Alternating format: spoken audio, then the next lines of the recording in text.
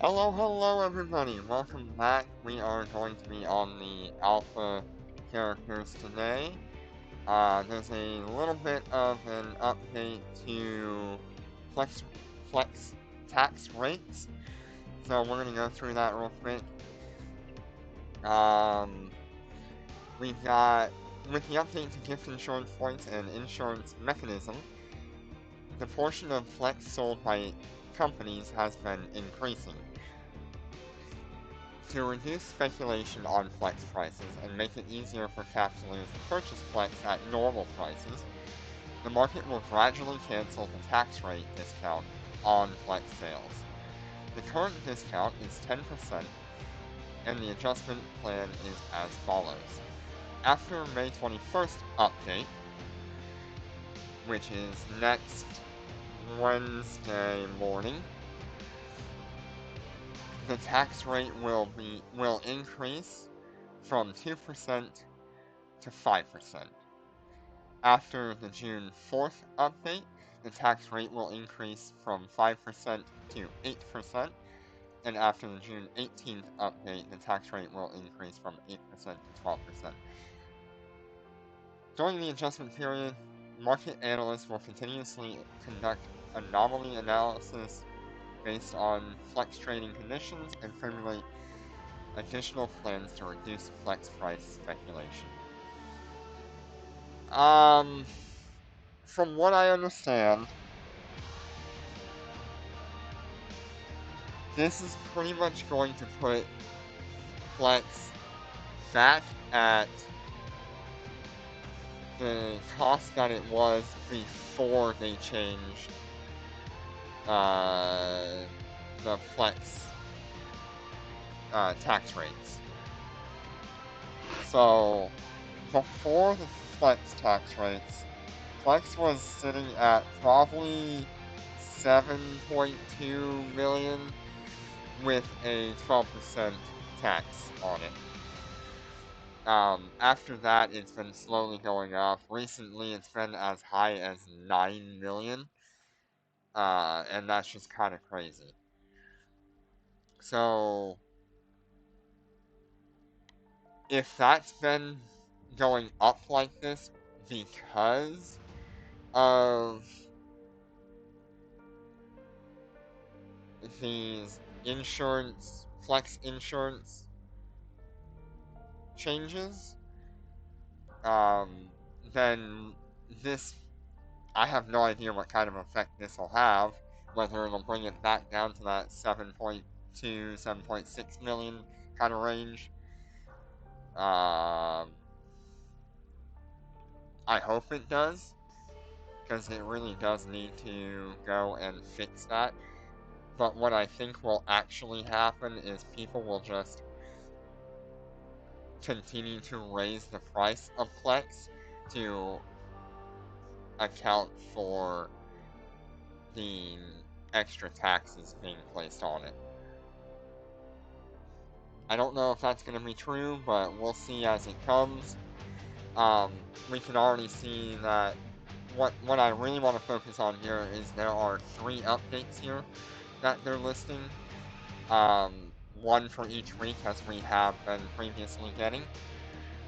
So we know we're guaranteed an update on the 21st, which should also coincide with the update to the new modules. So I'm going to pull that up real quick. Should be this one here. You won't see it on your end, but I'm pulling it up on my phone. It is the target analyzers. After maintenance on May 21st, 3 types of target analyzer will be available.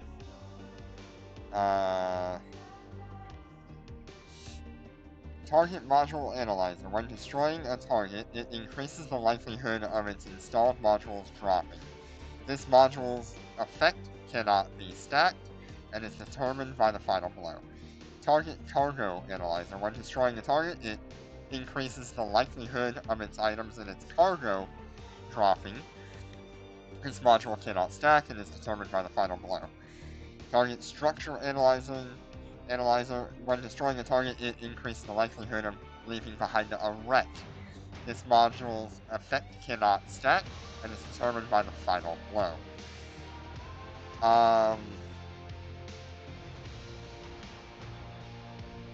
Could be interesting.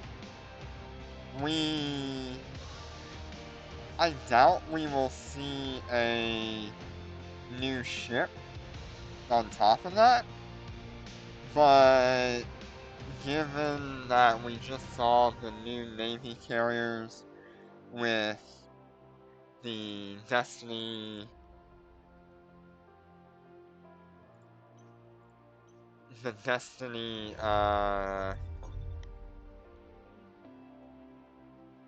God, what do you even call them? I gotta find them first.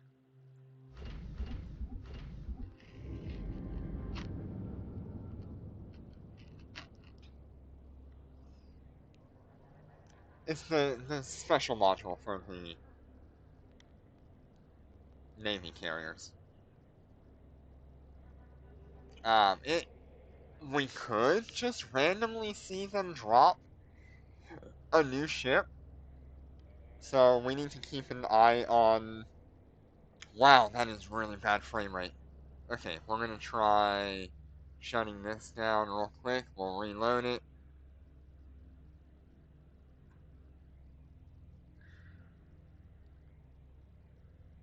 And I will hide this one.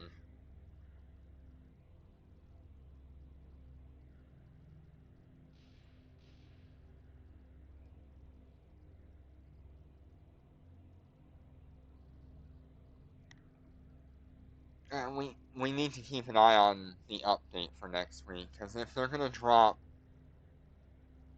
a new ship to fit those modules to,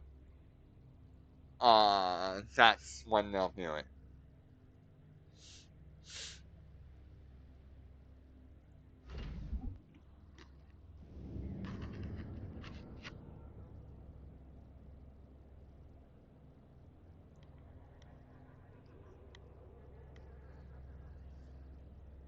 Something that we could look at is if we mount those to the Lucent Moon, and we are fighting a high-sec Cyan, we could get more loot that way, which would be really nice. I wonder if it would drop its drones if you have one of those modules. It says cargo bay and not drone hull, so I doubt it, but that would be pretty cool if that was a possibility.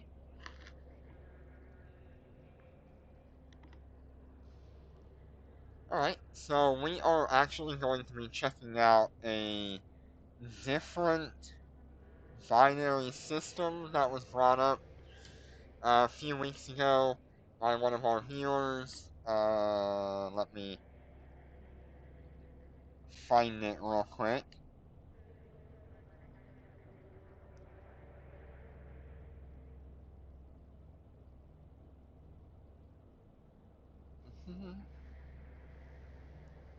I talked about it in one of my Dormant Realm videos over the last, I don't know, 6 videos.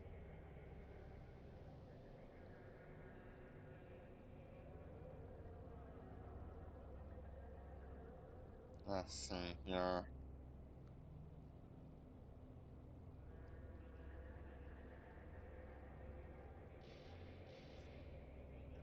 Yes, Jason Jr. He says you want to start from Erlin, which is next to Perimeter, and look for Minmatar encounters that will spawn in Hjortur. Cool. So that's what we're gonna do. We're gonna undock here. Undocking. It's a little bit of a weird glitch. Let me make sure I've got everything shut down here. Nope, I have Steam running in the background. Okay, got that shut down. I should be able to create a fleet. And we're gonna invite Cadet Warner and Cadet Walker.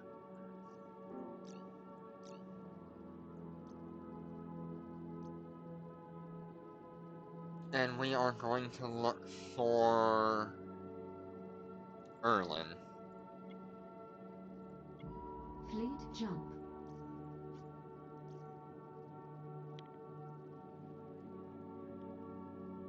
Cool.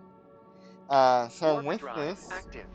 we should be able to get Minmatar encounters instead of Caldari or Galente. We'll see how these ships perform there. Could be fun. Might cause some interesting problems, or we might just be, like, extra powerful against them. Okay, one of the recent updates, which is going to benefit us greatly, is going to be that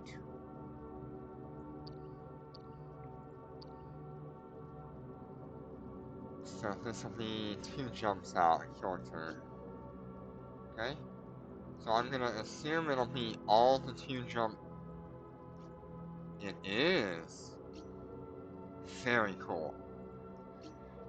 They've changed the reset timer now to 20 minutes. What kind of system is it? It's 0.9. So if we see like 2 jumps out and it's 0.9, that's probably gonna be shorter as well.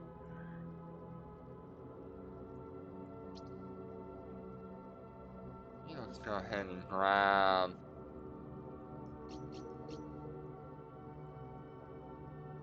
those. So we only got 3 there.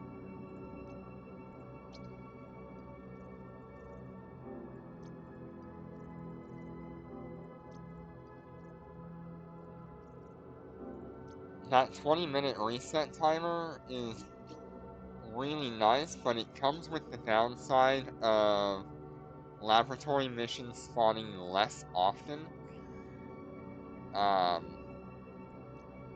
is really not good for high-sec players, but I get it.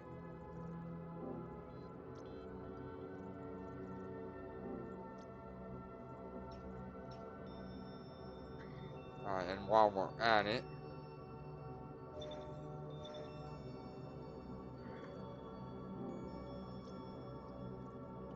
we're going to save Hjorter and Erlin as our systems, so we can have more binary systems.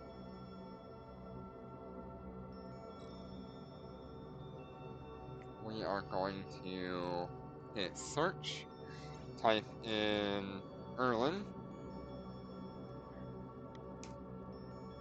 search. We're gonna hit this one, and we're gonna hit save as destination, save location. And then we are also going to type in HJOTUR, HJOTUR, and that will be our, didn't update that, no matches, HJORTUR. There we go. We are also going to save that location in there as well. That way we can more easily move between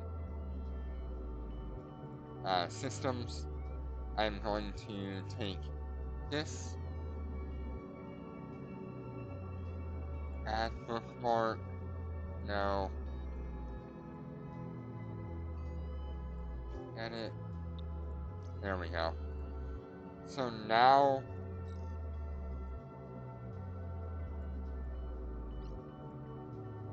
Wait, do I not have permissions?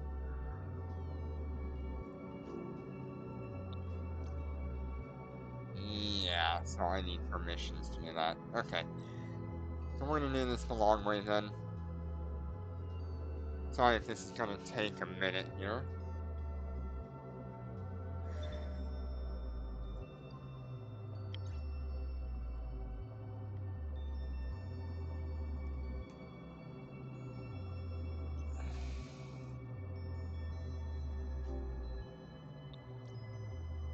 Okay.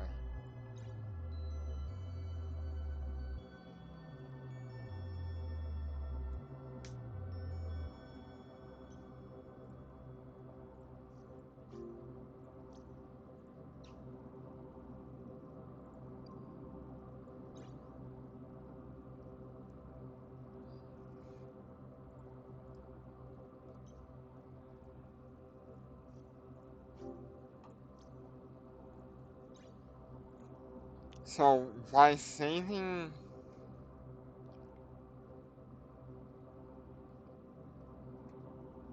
it like this, it will mean that you will be able to warp to that system from any gate or any location, and it will not move you when you get into that system. Whereas if you save your location from where you're at, it will move your ship to that particular location in the system. So that's why you want to do it from the map rather than from space in your current location. Hi Jenner, how you doing? We are just about to head to do some missions.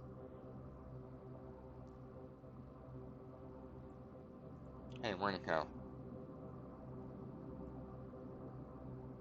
Foreign, perimeter, Gina. Hey, I thought I saved that.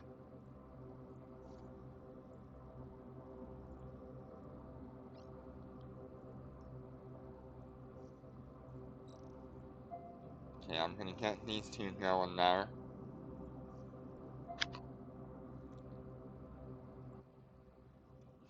I don't know why it wasn't saved.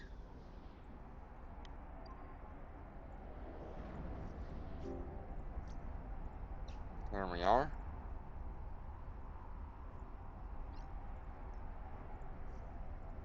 Autopilot engaged. Alright, on our way. We're gonna be fighting the Minotaur today Warp drive active. because a viewer brought up a new sort of binary system, so we're gonna check it out and see how it goes.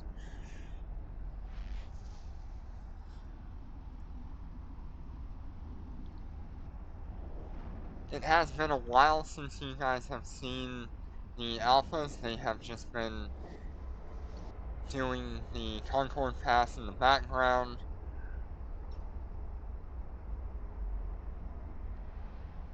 Oh, one of them's having trouble. Let's see, which one are you? Warp drive active. There's that one. There we are, you're back.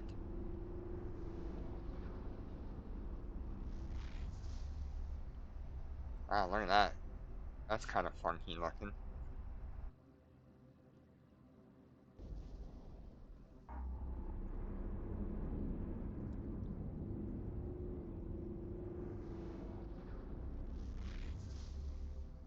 Destination reached. Ooh, that could be fun. I don't know.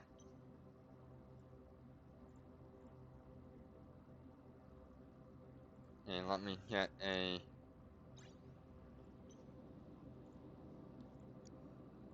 good image here.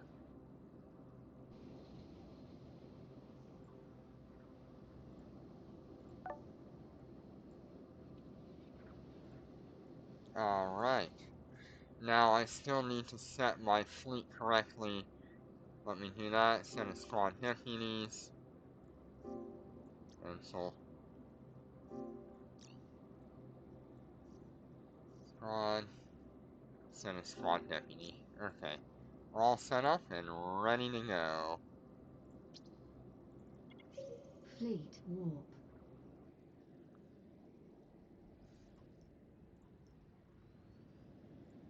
Warp drive active.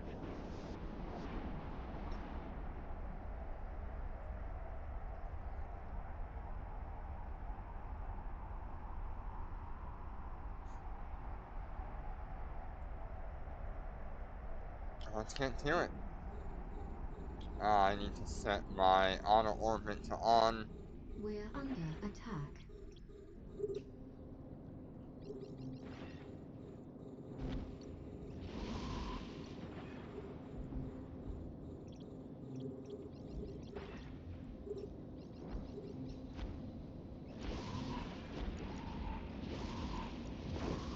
So these will be running cannons against us.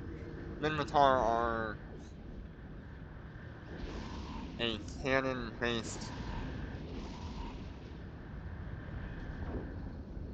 set of enemies, although they do also use missiles occasionally.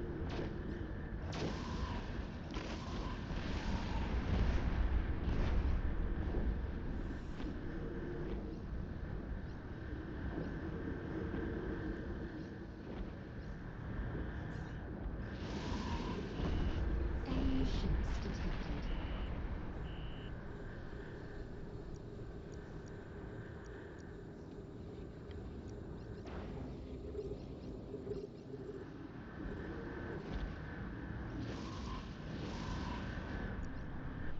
We're just gonna let one armor repair run. It's fine to do that.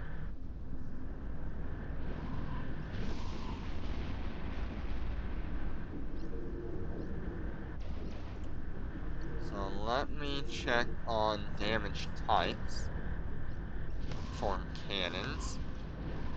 So these are going to be mostly medium cannons that we're up against, not really auto cannons. Well, we might be seeing a lot of auto cannons. So we're looking at thermal, kinetic, and explosive damage type from these enemies. Our resistances are weaker in that regard. So we have 36% explosive, 40 kinetic, and 48 thermal. So they will be doing more damage to us on average than the enemies we're used to when we get into our armor. But they will do significantly less damage to our shields.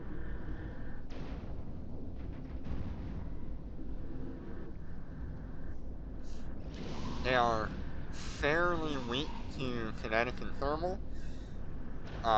Their shields are higher kinetic, but they're not like Caldari level of resistance for their shields. Minmatar will flip-flop between armor tank or shield tanking. So, just depends on what enemy you're up against and how they have themselves fit.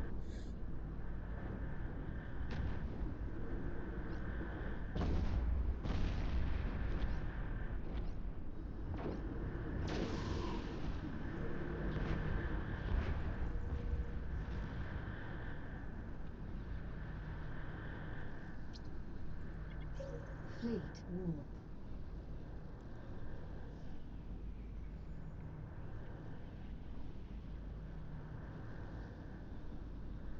Warp drive active.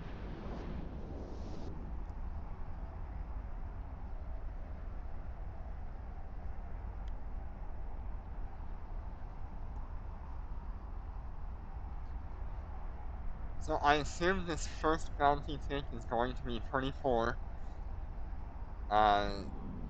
What we'll be looking for is the second or the third bounty tick while we're in this system, if we can make it last that long.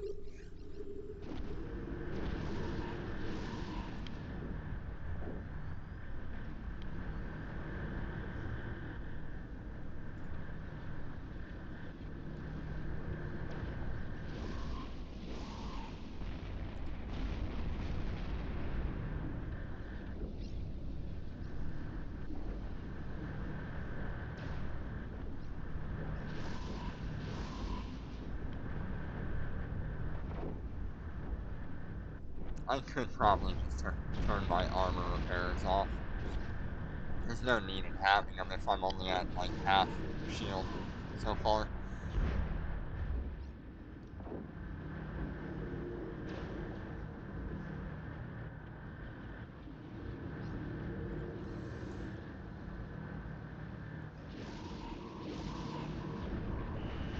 Enemy ships detected.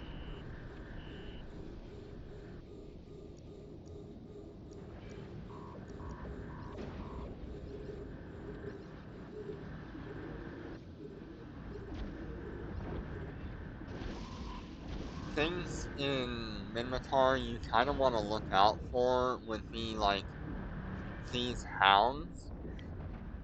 They can have medium missiles equipped, although most times they won't because they're AI.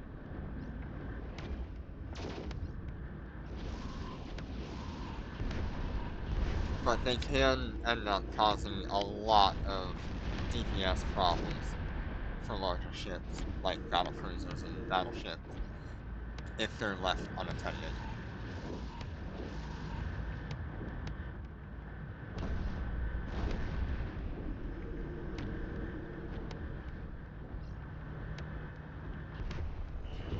Enemy ships detected. We're being warp scrambled. Another ship to look out for, which I don't see in this wave, yes I do, is a Bellicose. These will have a target painter more often than not. You can see that one down here in the top left. We're being painted by the Bellicose, which makes it easier for enemies to apply their damage to us.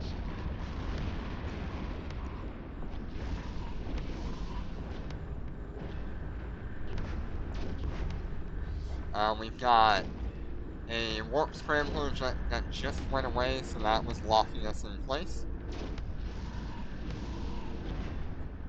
And of course, Nosferatus are always a common theme with AI.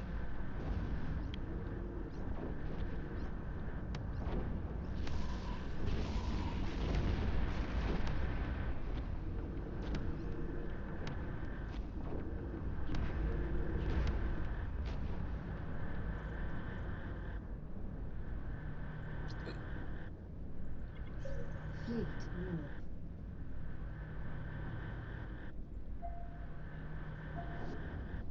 Warp drive active.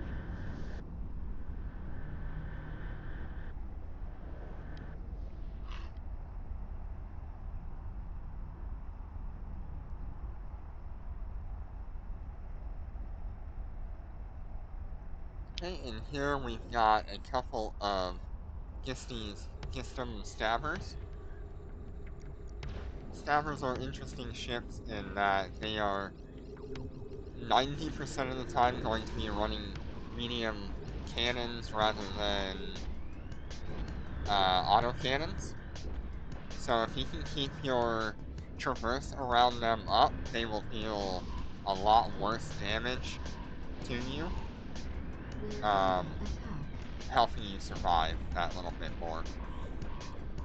Talwars are one of those ones that could have missiles. Damage. That is what they are bonus to, but more often than not, the AIs are not going to have that missile bonus applied to them because they will have the autocannons equipped.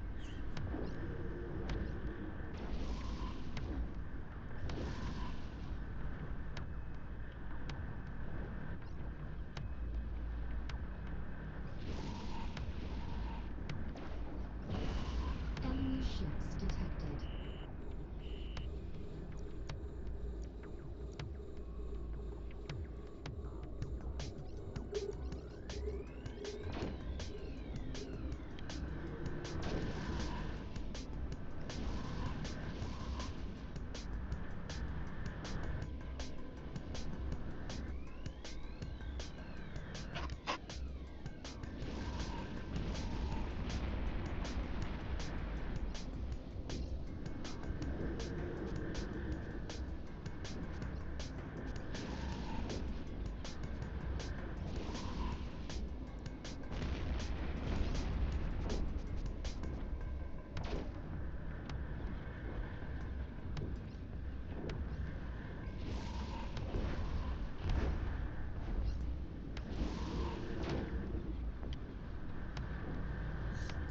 one of the issues that you will sometimes encounter Enemy ships in detected. these encounters We're under is attack. the stabber in particular. Um, these stabbers are typically going to be your strike cannon ships, and they once in a while have an afterburner on them, which will drag them away from you. And then you end up having to chase them for a long period of time if you can't get within range. It was one of my biggest frustrations about Minmatar in general, was they had so many ships that would just run away from you, and then you were left chasing them.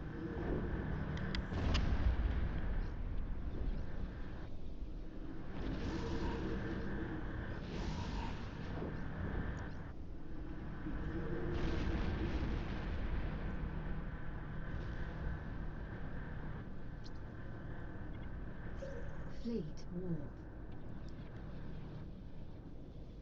We don't have that issue when we're running 3 ships, clearing out the wave really Warp quick. drive active. We've got quite extended range with our drones and our missiles.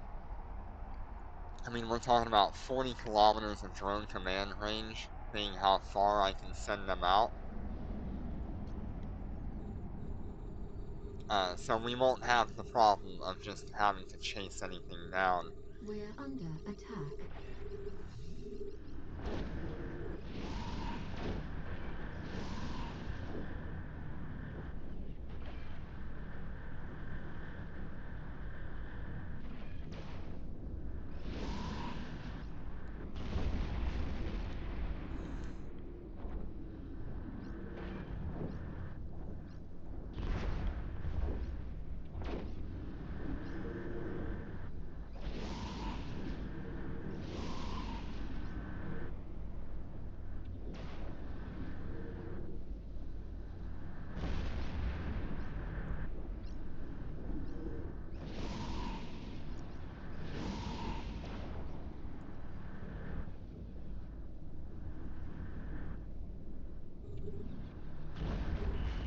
Enemy ships detected.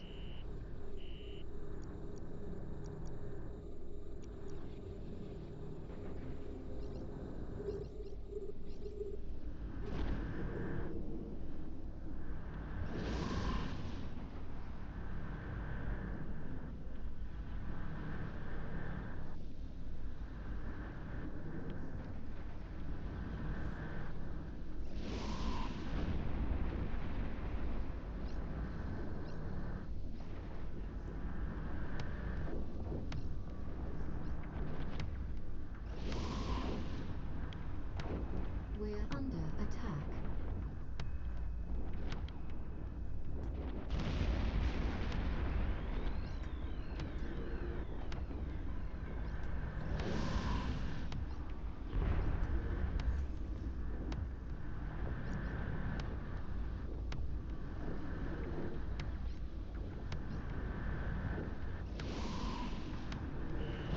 Enemy ships detected.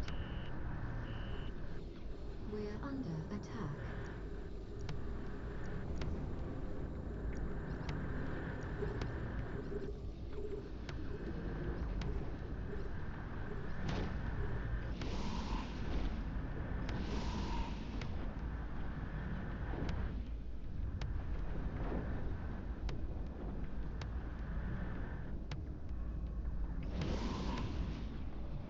By the way, here's our current statistics on our prophecy.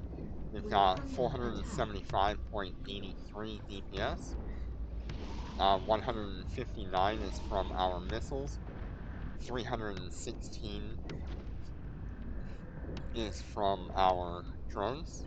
We have 33,000 HP, and 9,000 of that is in our armor, with with 60% EM resistance, 48% thermal, 40% kinetic, and 36% explosive. We are cap stable, which is always nice, so long as we are leeching off of an enemy. Fleet warp.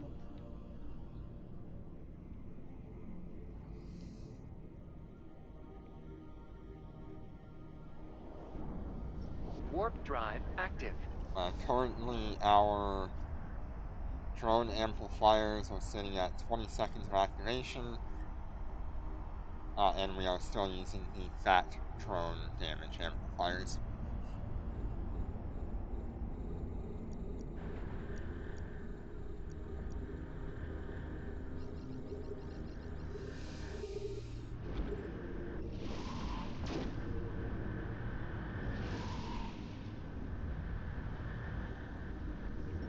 You'll notice our fit is very minimal tank other than our 2 armor repairers. The reason for that being is the Prophecy naturally gets, We're 20% under attack. extra armor resistance, just by having this Battlecruiser command bonus at level 5. And so that makes up for the armor hardener that we would normally have to run if we wanted to have a reliable high-sec fit that we can just kind of passively do things with.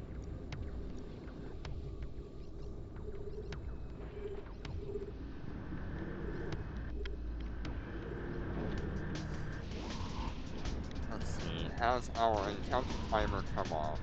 It has. We're gonna hit refresh here.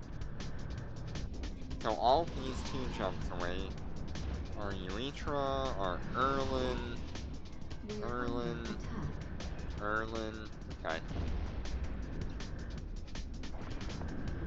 So Erlen is always going to be the 1.0 2 jumps away missions. And it is a binary system.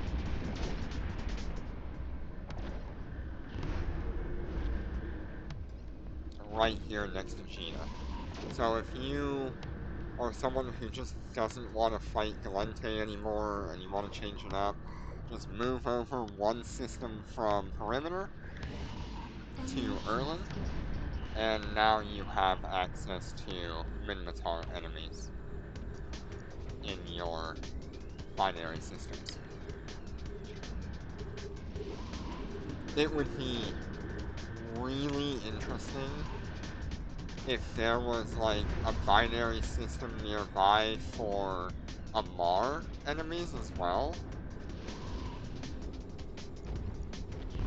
Because if we have access to all 3, that's some nice variety. Nope. Gotta run my armor repair.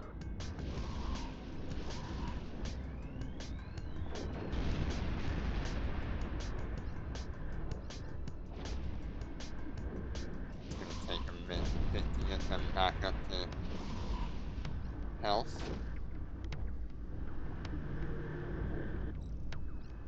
There we go. All good.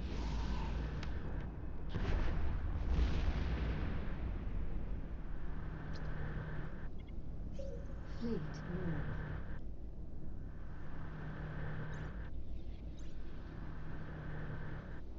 So our first bounty hit here was 1.8 Warp drive million. Comparatively, that is 100,000 more than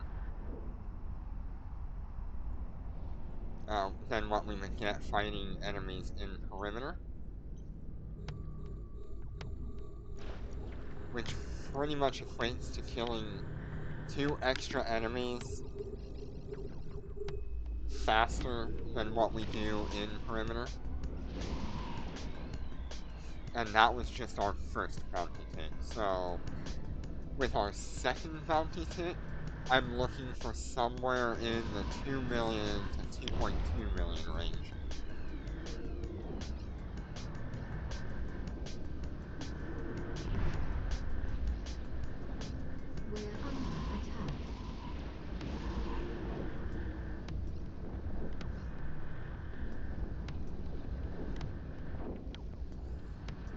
if we end up getting higher than 2 million, we could look at moving our operations from Perimeter over to Erlin. Enemy ships detected. Because that is more income. It's not a whole lot more, but it is more.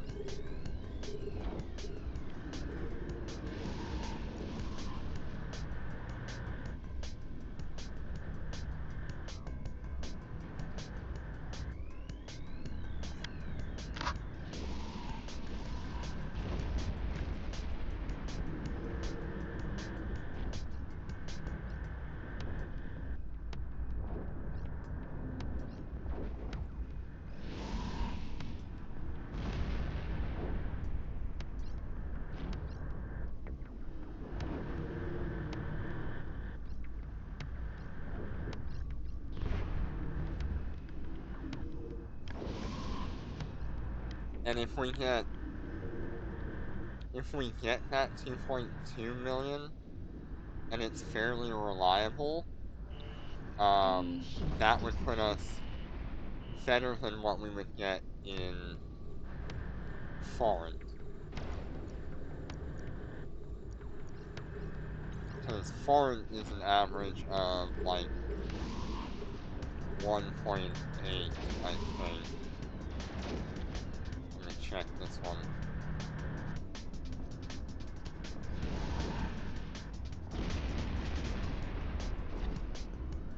There's another 2 million. No, it's about 2 million in Foreign.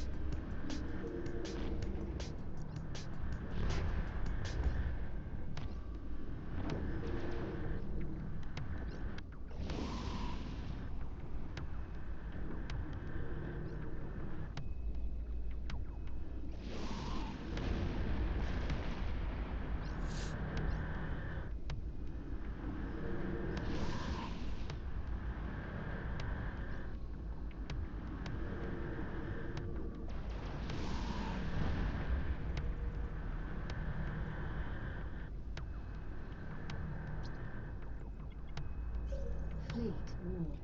I think if we fit full tank, we can probably Warp drive do active. Dormant Realm level 1s every week. As an extra thing the alphas can do.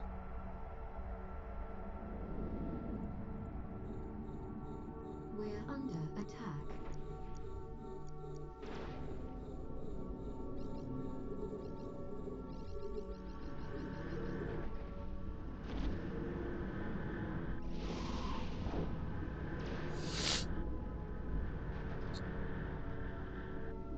Shield damaged.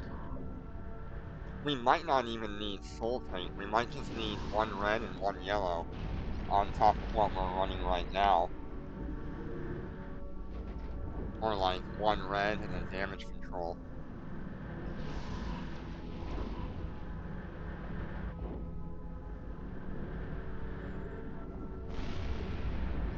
We might only need 1 damage control at level 1. I don't know.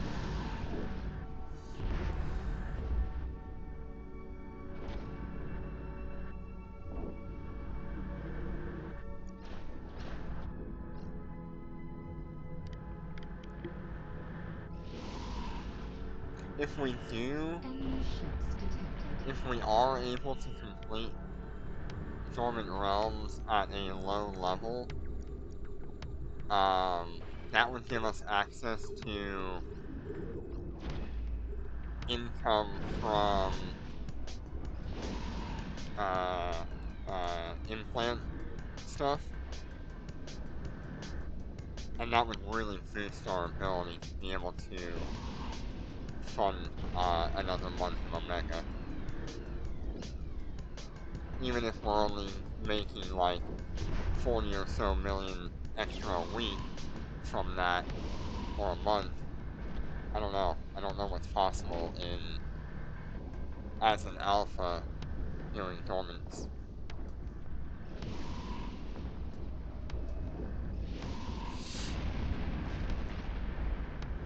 I've seen a lot of We're people be able under to complete, attack.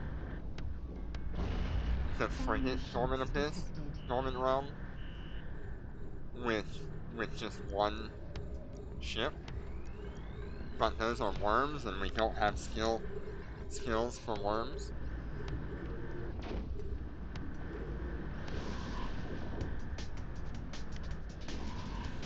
We have the missile skills and we have the drone skills, we just don't have the advanced level skills.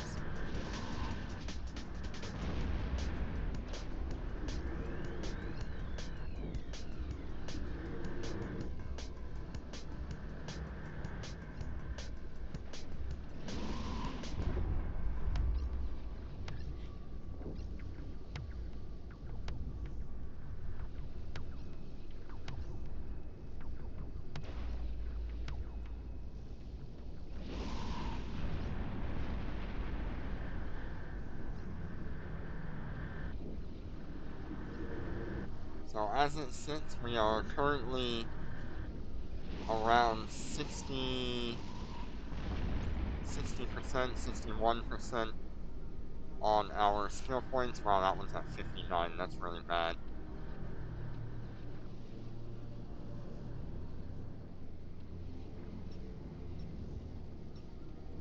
That was a bad time to be checking that.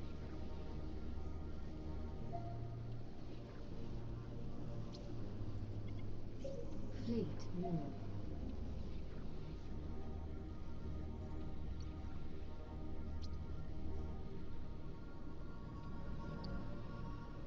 Warp drive active.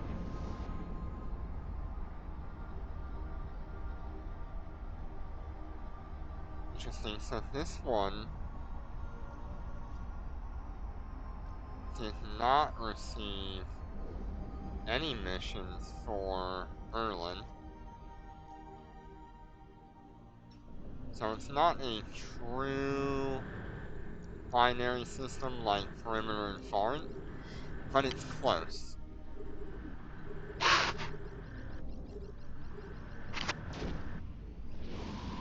Maybe that was just an unlucky roll. Need to check that.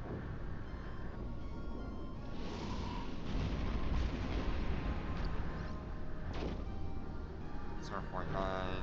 So this one got 1 for Erlin, 2 for Erlin. Yeah, I would not call this. Wow. I would not call this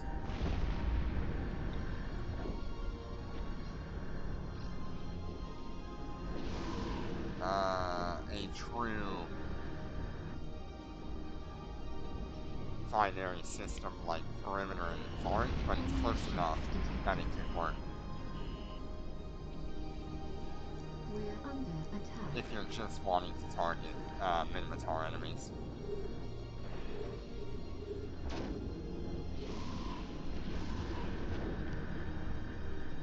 We'll keep trying this, and seeing what pops up where.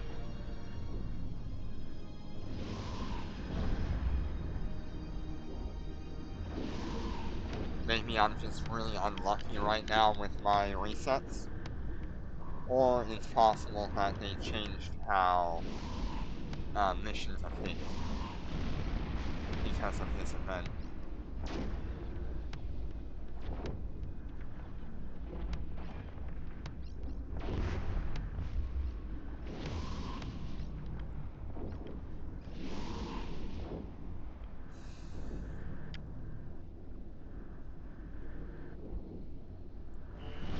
Enemy ships detected.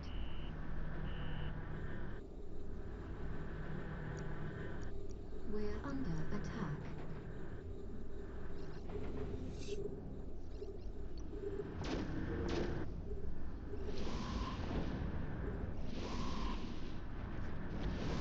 Shield damaged.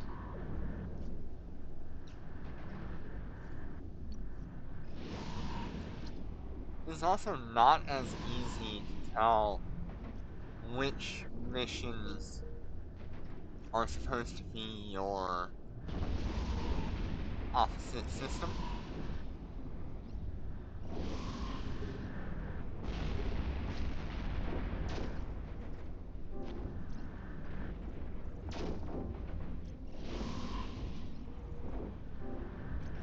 Unlike perimeter and foreign, where you can immediately tell these missions are all perimeter, these missions are all foreign.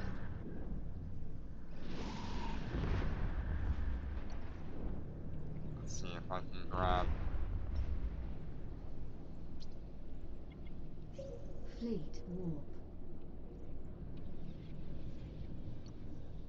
So this one didn't get a single one for Erlen. Warp drive active. That's weird.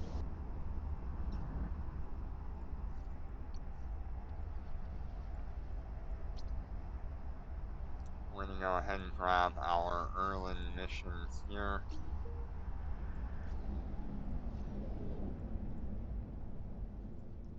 We're under attack.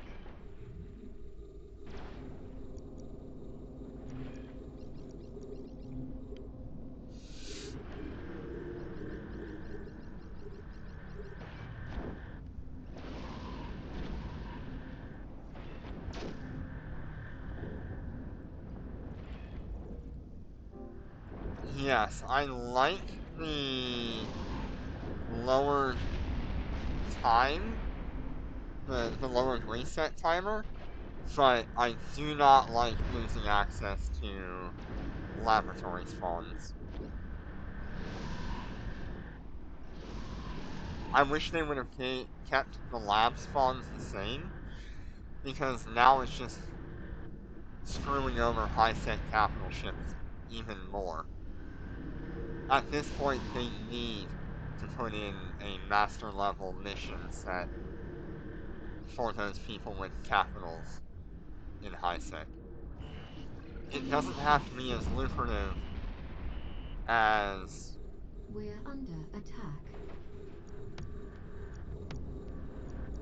running laboratory missions, but if it's like standard missions with 5 or 10 waves instead of like high value missions, it would pretty much solve that lack of content for capitals in high-sec. The biggest problem with capitals in high-sec is having to move mission to mission to mission with them. And so these 3-wave missions are not being done by capitals in high-sec. But the labs are being done because they let you sit in place for 10 or 15 minutes clearing out enemies. So if they brought a master level mission set and all they did was have regular missions at 3 million ISK with, I don't know, 5 to 7 waves in them, I think that would solve the capital problem. And it would help battleships as well. Battleships don't need it, but it would give them longer periods of time of fighting in a system without having to move around too much. Cruisers would benefit from it in a fleet, and frigates could probably also benefit from that. I don't know how they would benefit from it. Maybe you get like 15 people in frigates running master level missions, and just like fuzz around like an angry ball of bees.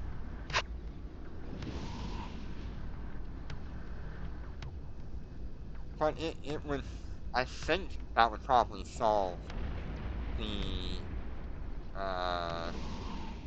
lack of content for capitals, at least in high-sec. Fleet warp. Warp drive active. So, while I do like the 20-minute refresh, I do not like the lowered lab spawns.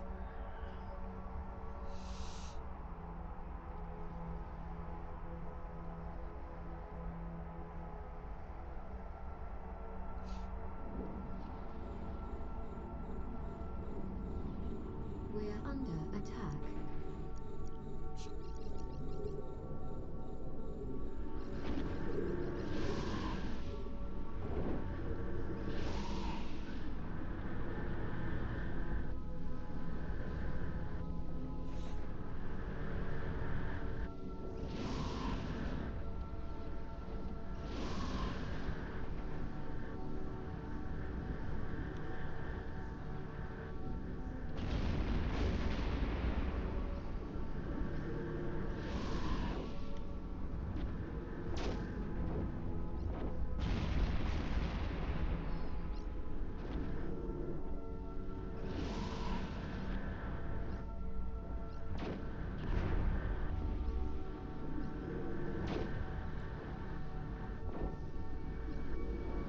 Wow. Okay. So even with a little bit of a poor performance on my end in terms of just moving between missions and making sure all my modules are active and locking in quicker,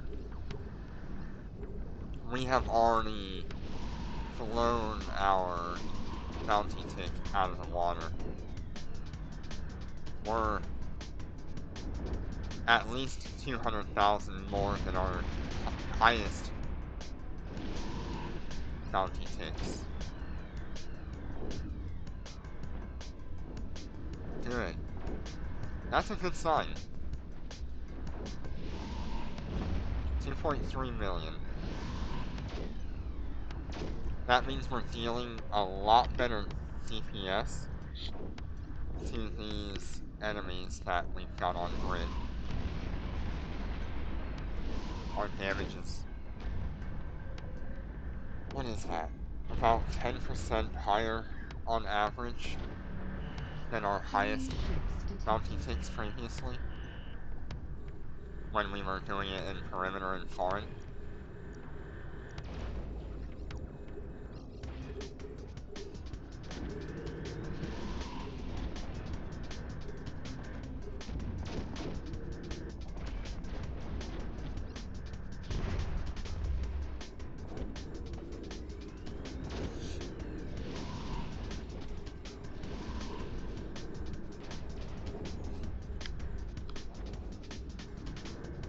We're under attack.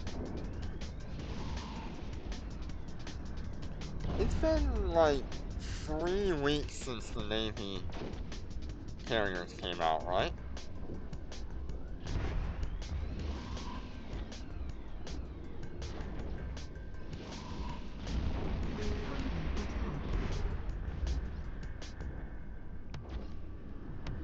We're under attack. Or has it only been 2 weeks?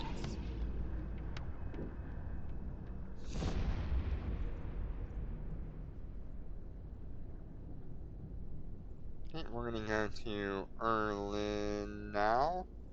We're gonna do our missions there. Autopilot engaged. Why do I not have it saved? Warp drive active.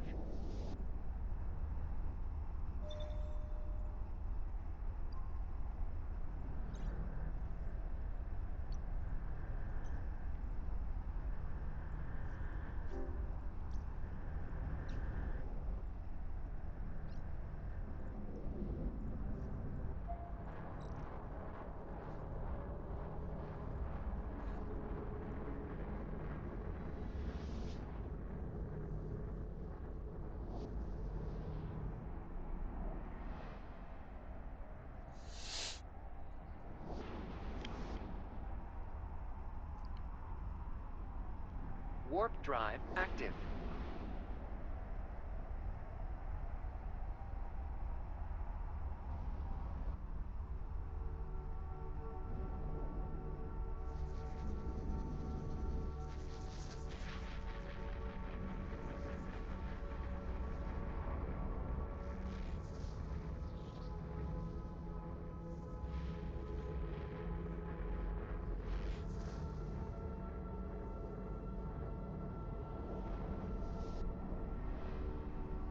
Destination reached. Erlin is gonna be our Baristas Pirates enemies. Come on. Get in there. So that's gonna be our Calgary missions.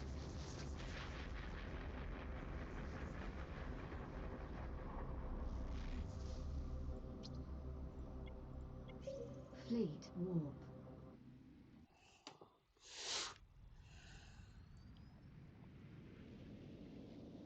Warp drive active.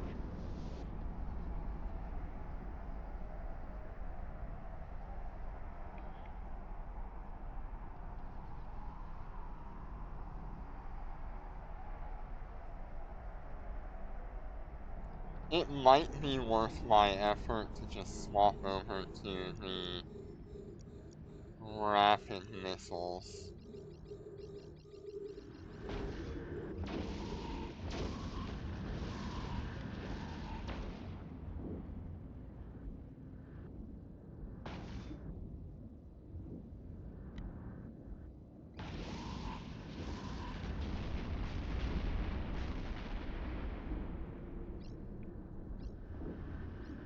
Right now, nothing is spawning more than like 15 or 17 kilometers away.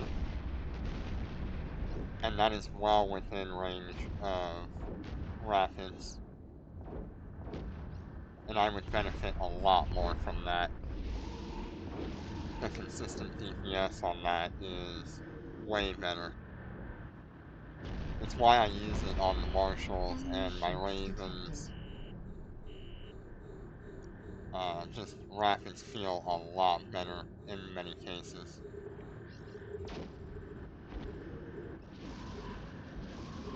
Especially when you have bonuses to missiles. So I think what we'll do is we'll take a pit stop. After these missions in Gina, we'll pick up some rapids.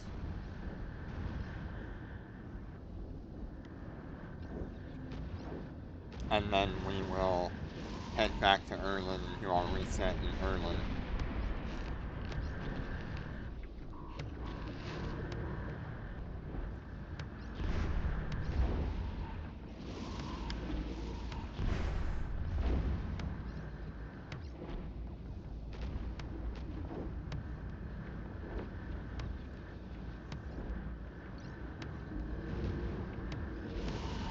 Enemy ships detected.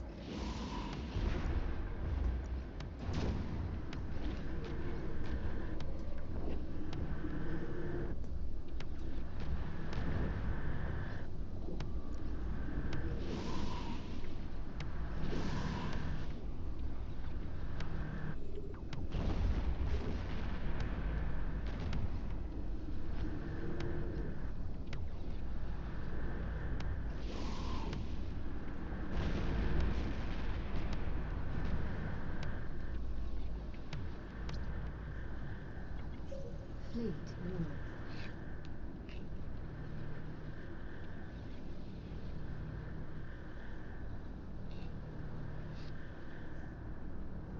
Warp drive active.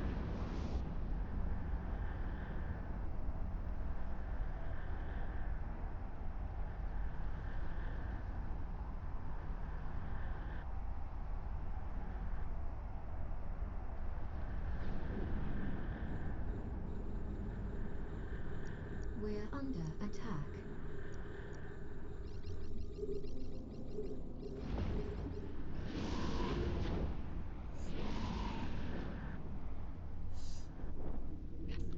Now, as much as I like Caldari as a nation in the game, they are a pain to fight against. My god. The missiles just hurt. Their tank just hurts. It slows a lot of things down and makes things more difficult Shield to overcome. damaged.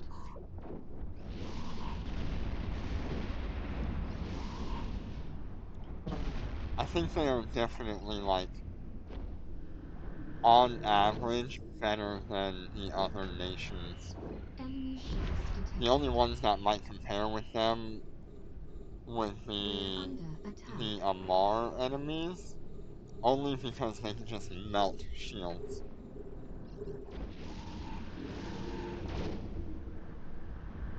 But they're not tankier at all.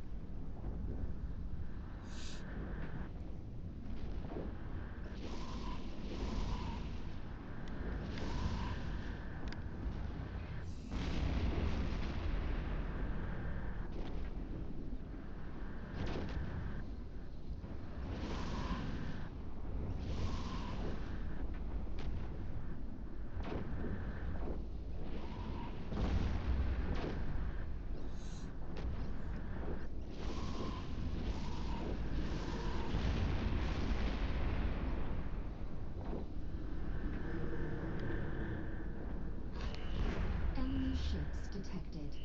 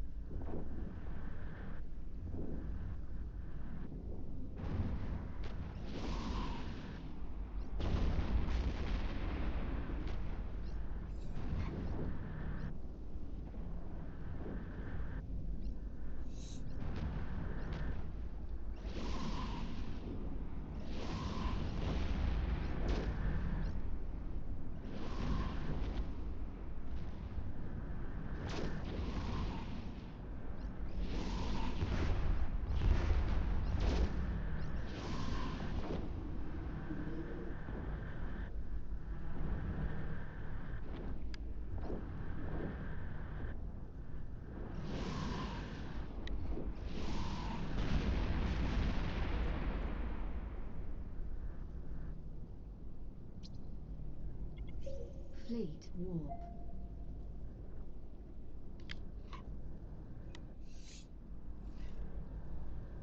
Did the game get a little bit prettier recently? Warp drive active. Because this looks, like, gorgeous right now.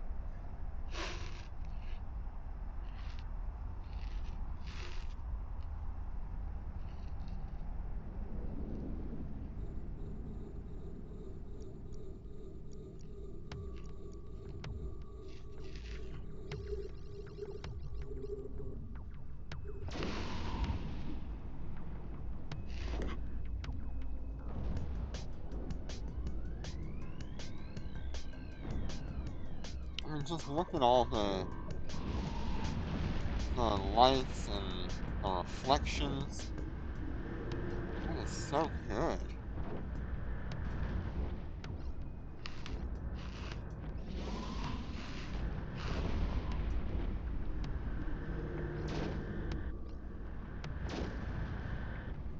I think they've improved their lighting recently. Or maybe I'm just so used to flying ships that don't showcase it Enemy very ships well. detected.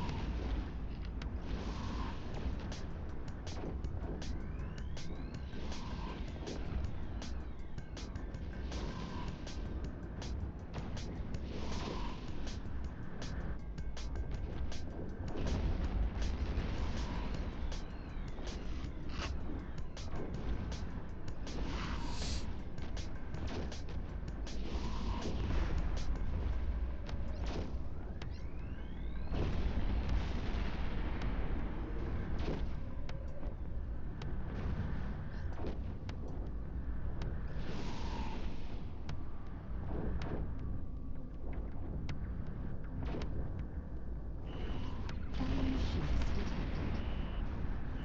Oh, We're under I attack. forgot to say. Recently EVE Online is having a new update coming out soon. Legion or something like that is what it's called. And they've got a new Marauder coming to the game. Oh, it's based on the the Triglavian battleship.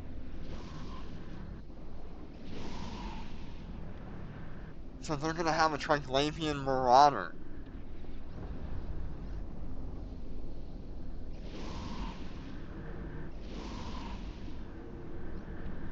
I want it so bad.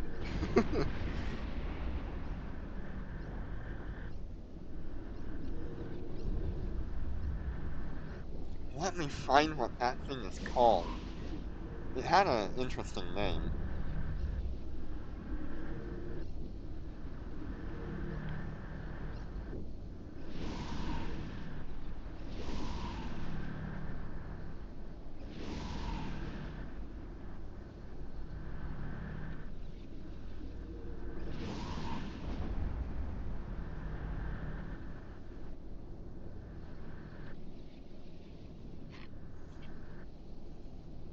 Okay, they are calling it the... Oh, Jesus, I can't even read that.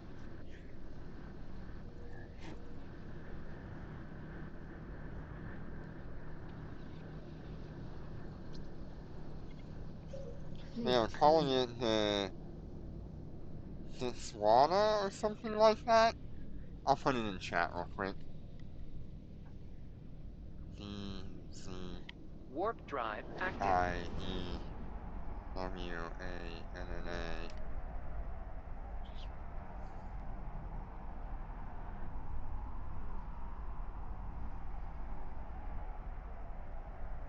It is actually crazy that they are putting in a Triglavian Marauder. I didn't think that would be something they'd do for the Triglavians. I don't feel like they needed it either. They were already really interesting with their mechanics, but being able to just be better, but be locked in place.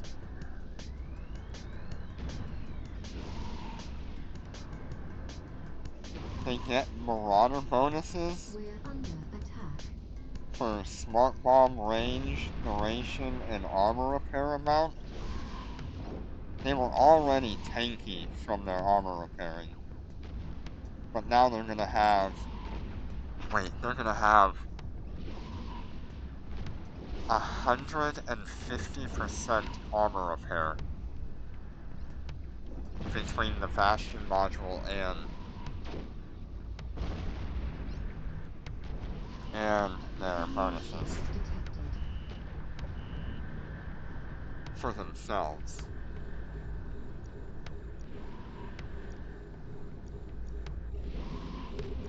Don't the normal Marauders not have that much?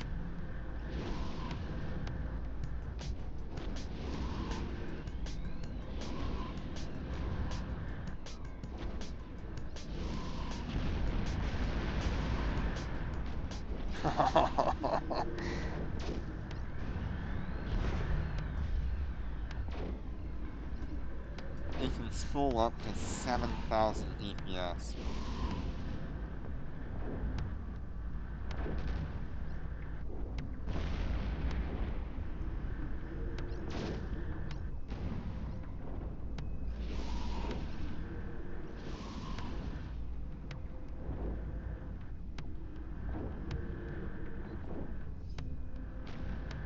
Let me see if I can Enemy find ships detected.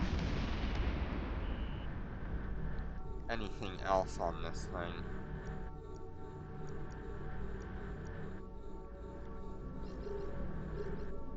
Blah blah. Yes, firepower, command, destruction. 2 new warships. The Fabaruga, a Triglavian Marauder, delivers intrepid disintegrator damage and unleashes record-breaking subcapital DPS. The Sarathiel, an Angel Cartel Dreadnought. Can use capital micro jump drive in siege mode.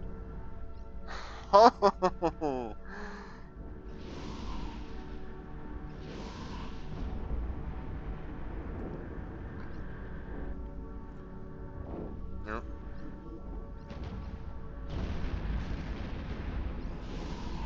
Saothiel.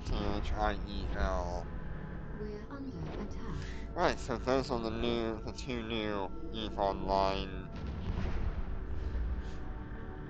ships, although the Ditswana has been translated to Barbaroga, Araboga, something like that. Fleet warp. Let me find it.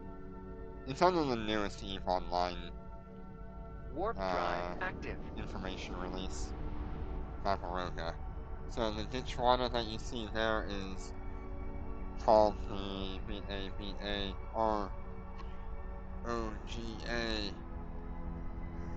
for the English server. That sounds pretty awesome, having an Angel Cartel Dreadnought being able to use micro jump drive in siege mode. That really changes how a Dreadnought can engage its enemies. Because that thing can jump, I believe it's 100 kilometers with the micro jump drive. I wonder if it has like a negative effect, like 50% of that, so it can maybe jump 50 kilometers. I don't know. We'll see how that goes, but long range capital class destruction. Big bonuses to capital projectile damage fall off, and the unique ability to use a capital micro jump drive in siege mode. So maybe it doesn't have a negative to that.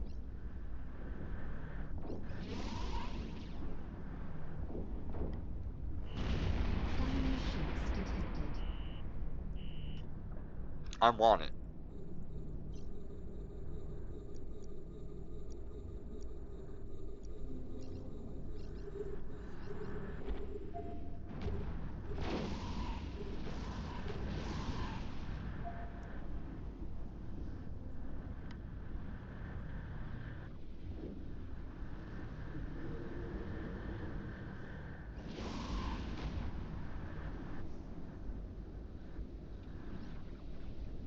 We're under attack.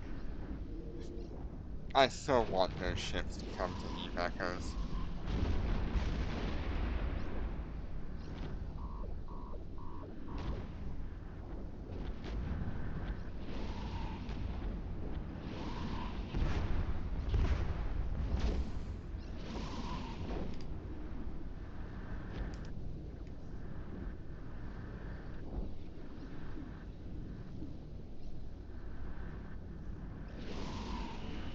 Enemy ships detected.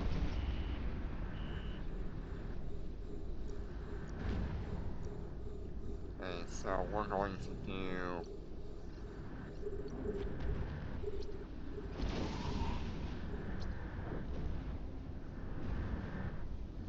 another refresh here.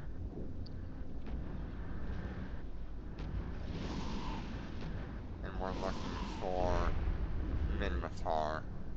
Really, only one there. Okay.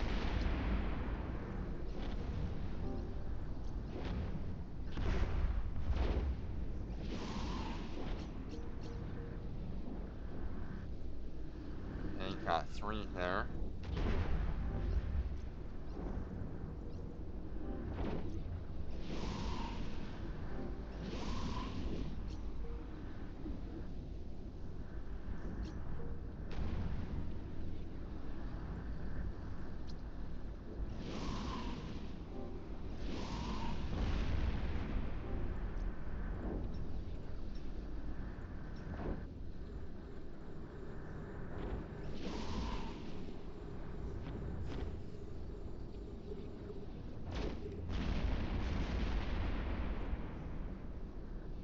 Okay, so that was all of my missions in the system. Let's go ahead and jump over to Gina. We're going to swap over to medium rapid missiles. And we're going to run those for a Autopilot while. engaged.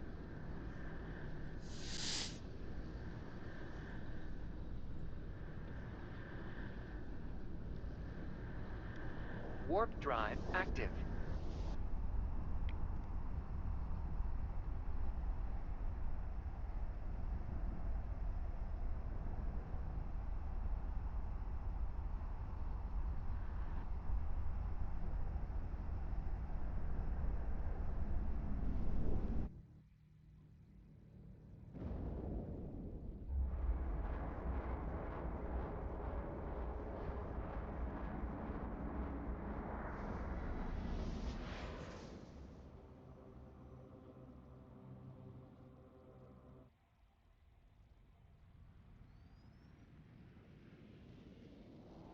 Warp drive Oh, active. you don't see anything?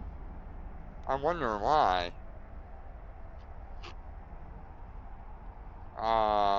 Yeah, it's probably a Twitch mobile issue. That is okay. How you doing, Azum? You doing alright? Welcome, welcome.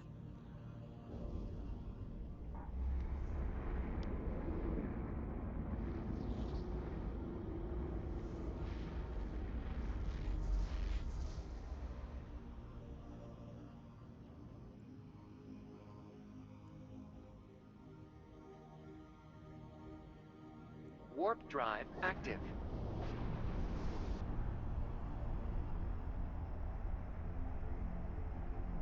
Doing alright so far. What's with the question mark?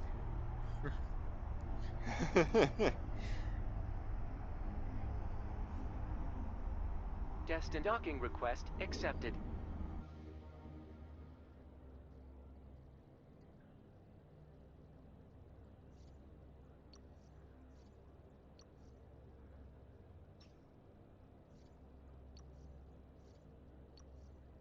Okay, we're gonna swap over to... How many high slots do we have on this? 2? 3.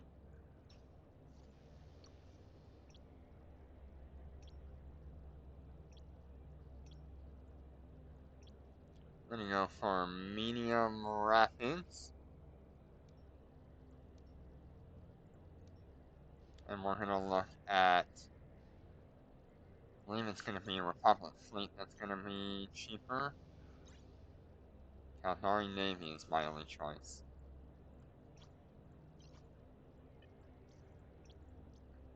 Okay, that is okay.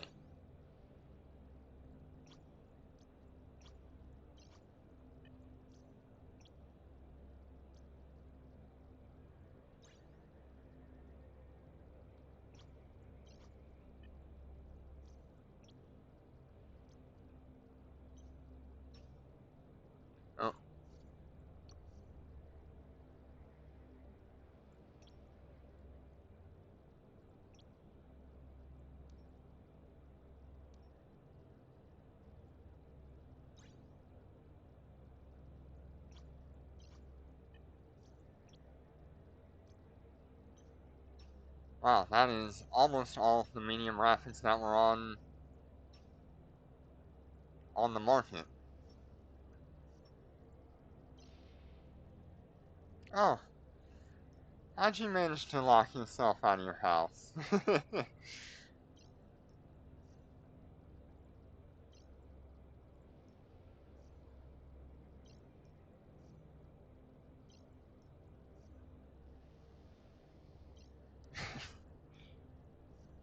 Don't worry, I've done very similar.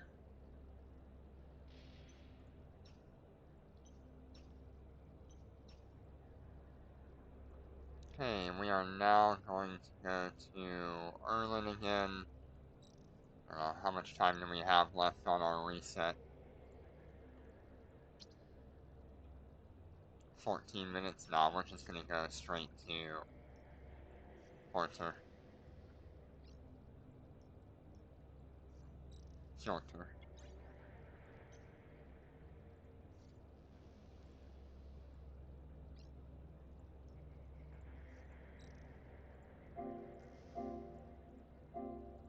Autopilot engaged.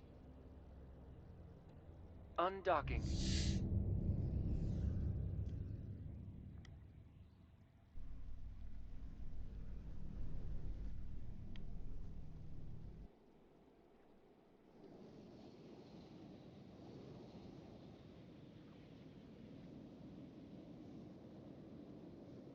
Warp drive active.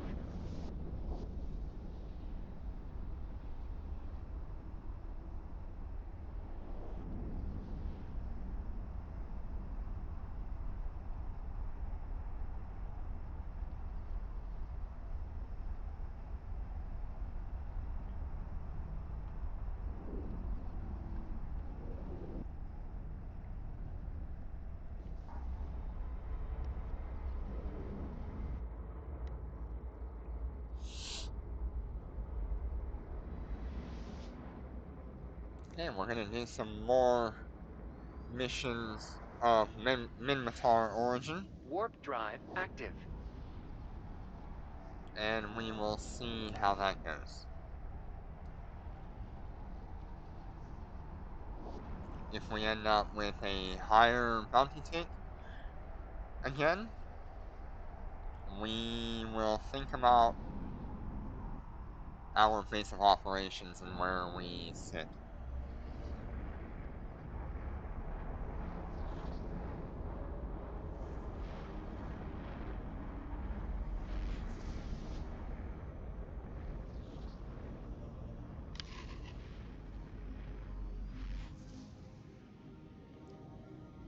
Warp drive active.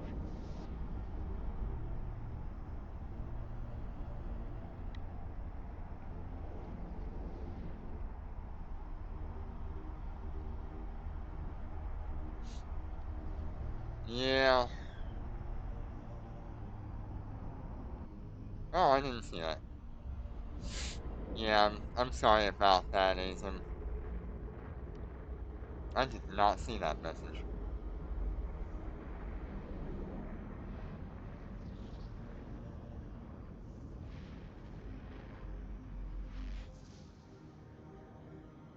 Warp drive active.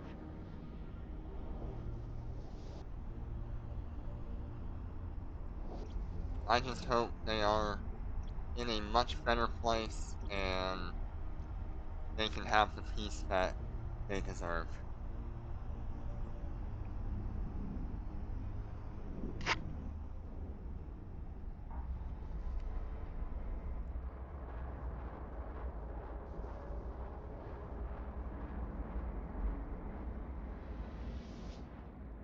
Destination reached.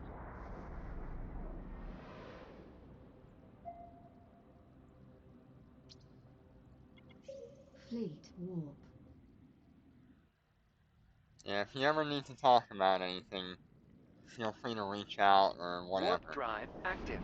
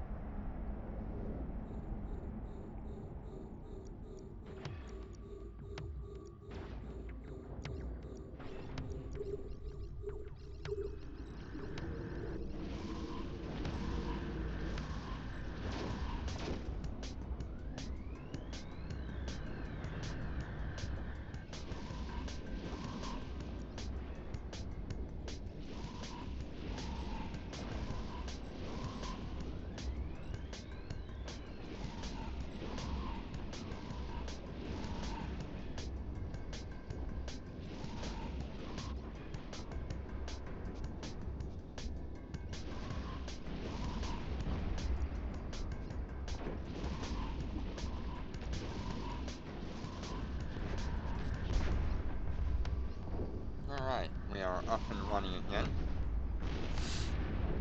So we are running the medium rapids now. 17-kilometer range is a little short. It's pretty much on the edge where these things are spawning at maximum range from me. But We're under in the attack. end, we'll be doing way more consistent damage.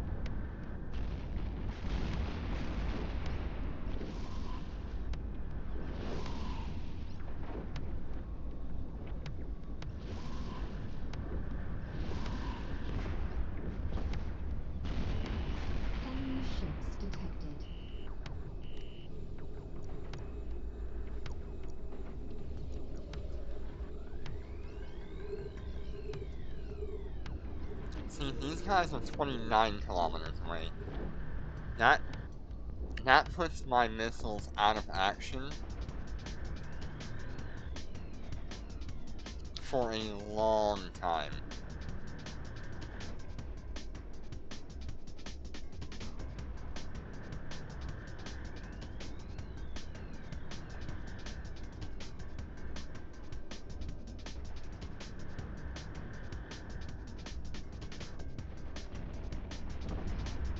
Now we should have damage from the missiles.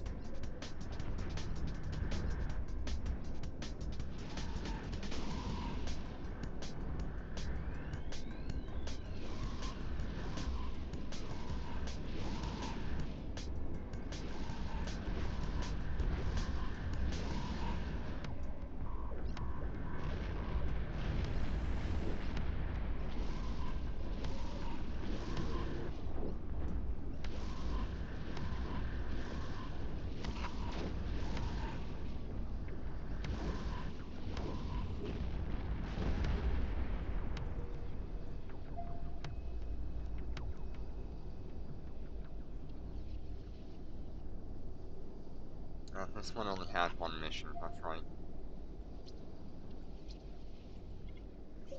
Fleet warp.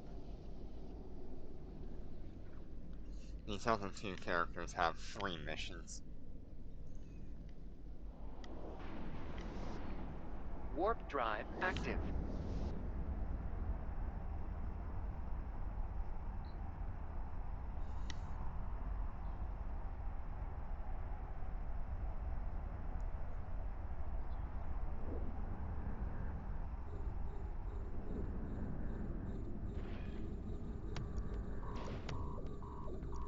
These guys spawned right on the edge of damage application. And I just don't know if it's worth running the rapids.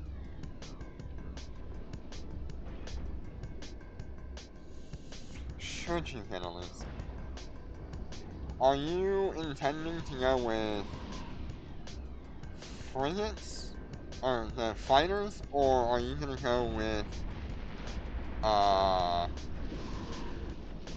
lightweight ships?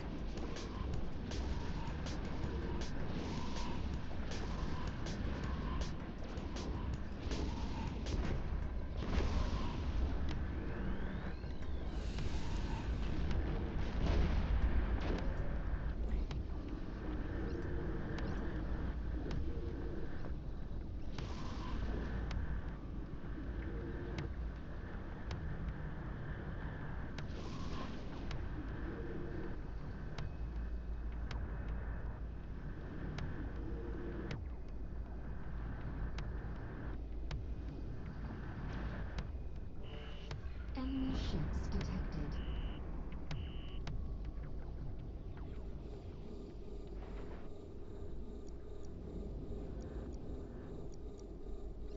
So in order to do the lightweight ship route, it'll be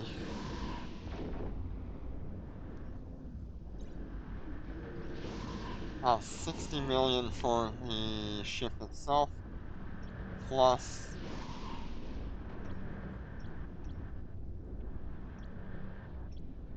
the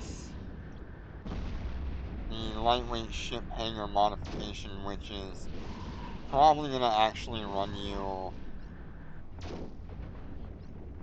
like 12 billion.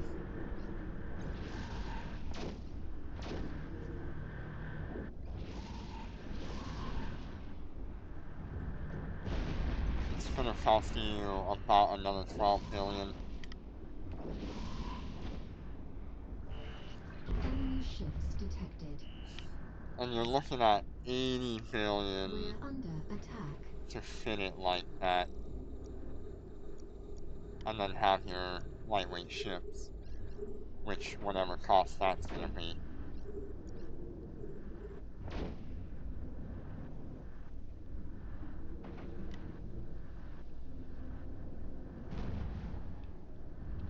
At that point,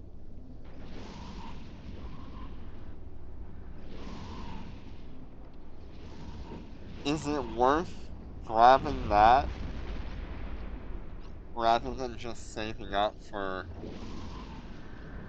like, an actual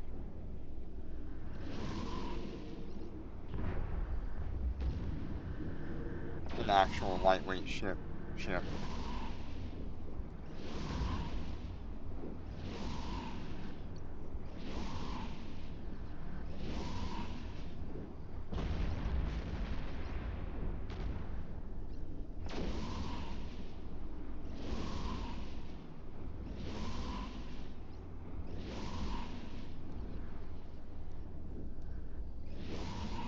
Because you could put yourself in a versatile assault ship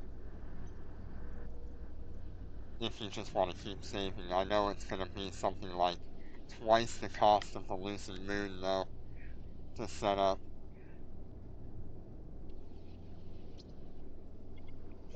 Fleet warp. That's nice. Yeah, Highset kind of Warp got drive active. ruined by the 20-minute refresh. In terms of, like, the labs.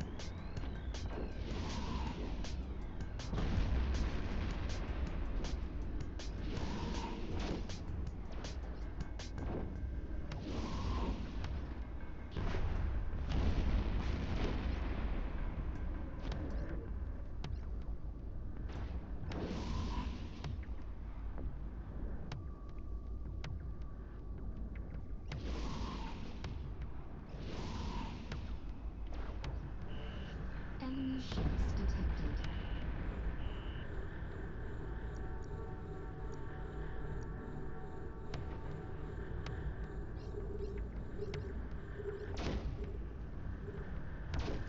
I need to check that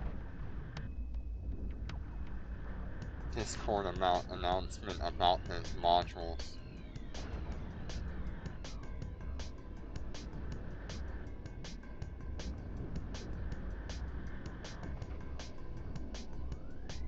Again.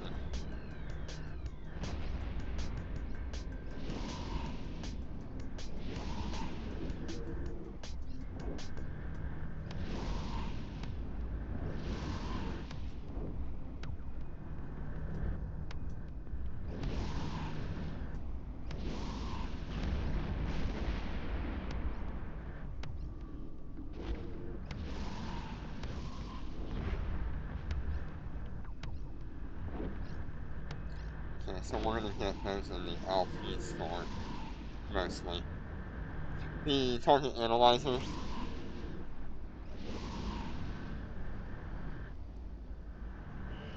They seem kind of interesting.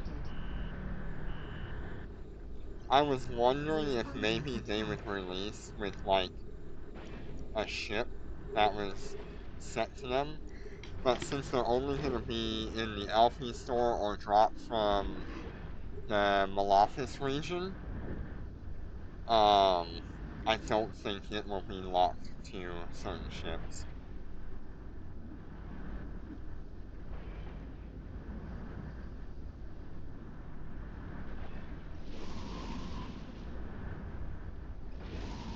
Which is good.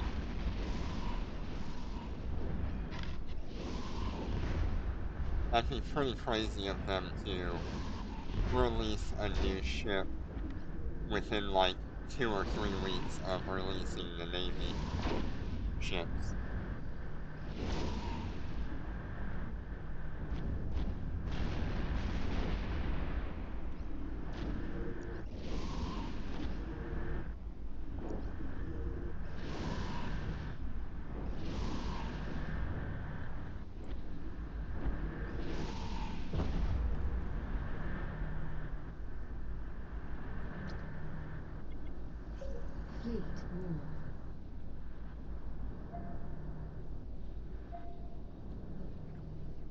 Warp drive active.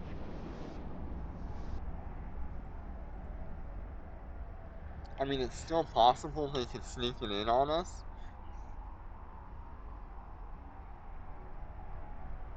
They could just do a, another extension to the We're under Omega attack. Duo.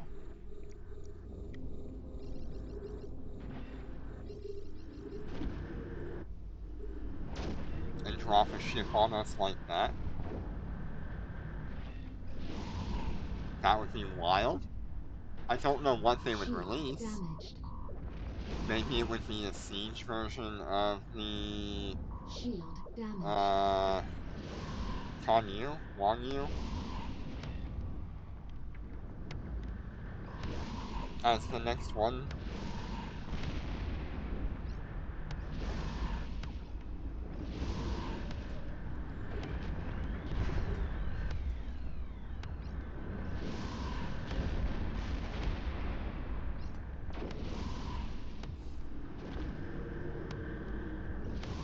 We're under attack.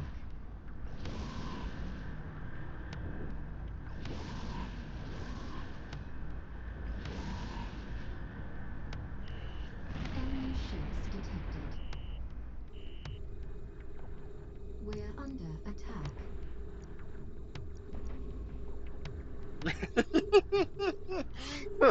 Praxis 3.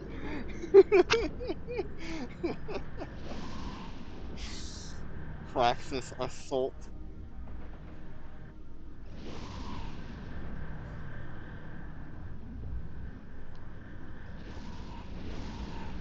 No, I've got one for you. The Praxis Logi. That'll be the $900 ship. Ooh.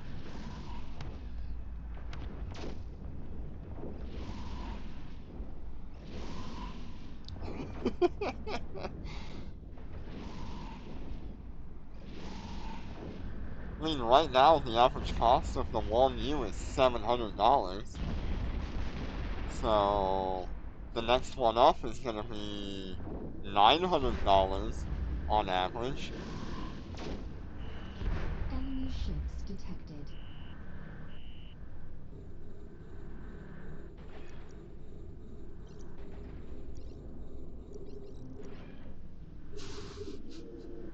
Come on, they wouldn't do that to us, right? I mean, we've at least gotta get the regular version of the Wang Yu, and not the Wang Yu prototype.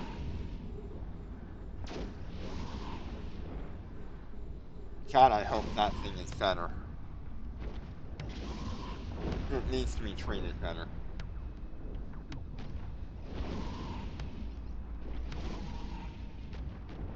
If it has access to rapid fire module as the Wang Yu rather than the Wang Yu prototype, might actually be good.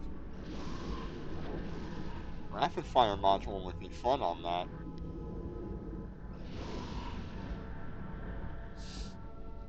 Watch it be our first Marauder. Okay, so this time we got 1.6 million on our bounty after taxes. Fleet warp. Yeah, large decomposers would be really nice. Warp drive active. So what was our actual bounty take? 1.7. Okay, so it's not necessarily better, but it is about 10% better being here than being in foreign.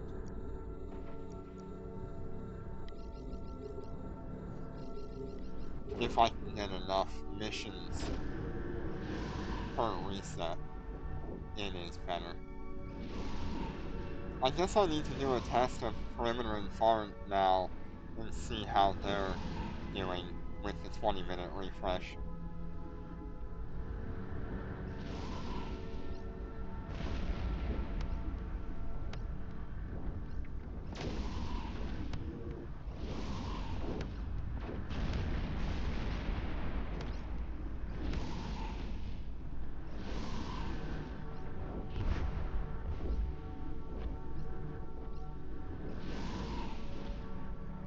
When was the last time they extended that? Enemy ships detected. That Omega Duo bundle. We're under attack.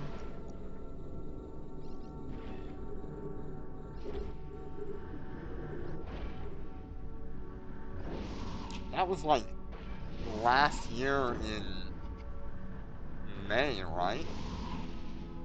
Or was it June or July last year?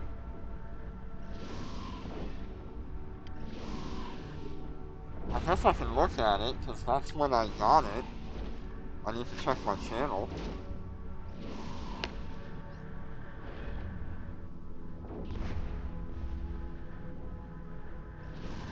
Shield damaged. Let's see. We got...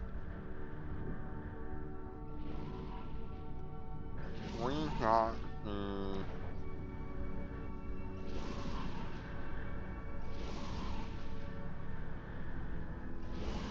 Enemy ships detected. the One U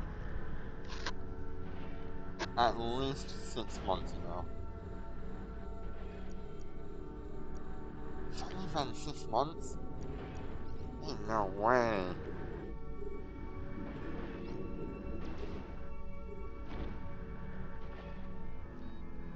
It's gotta be longer than that. 8 months. Yeah. So we got the One U 8 months ago, and that's when I did my first review on it. Yeah, we're like 2 months away from a new extension to the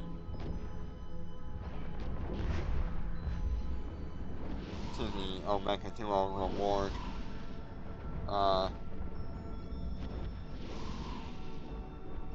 thing, if they continue to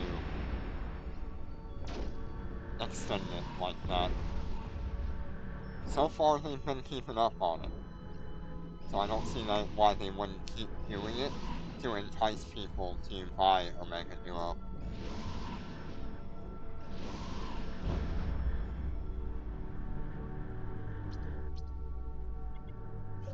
Fleet warp. Just let it be a capital. Let it be a capital. Just ruin everybody's day. Warp drive active. $1,000, you might as well make it a capital.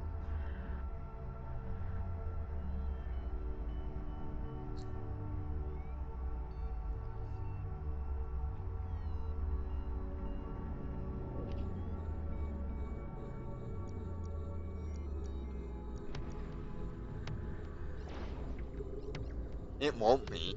It'll just be the normal Wong Yu. It's so unlikely that they would put anything else.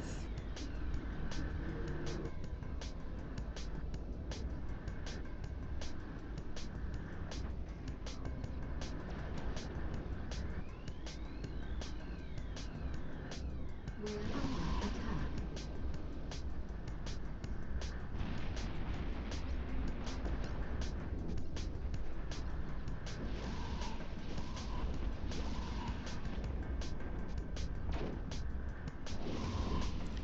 What, I mean, what would they give us for the next year if it wasn't?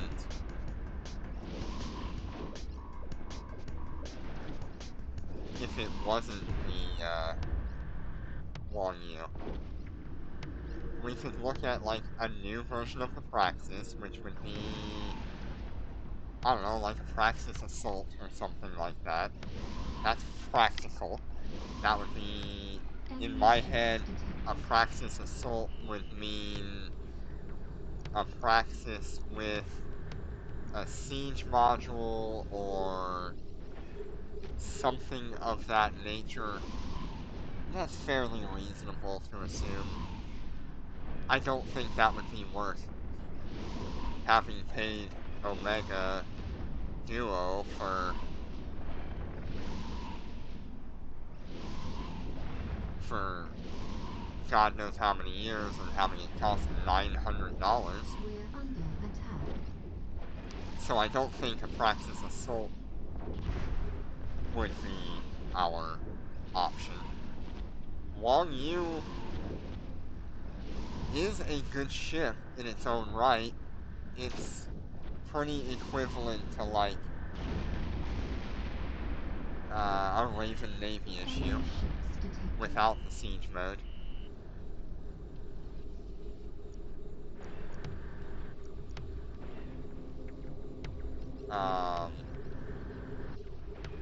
An actual Wang Yu is like the 99% chance that they will actually do it is the regular Wang Yu. And then you have, like, I don't know, Lucent Moon Prototype.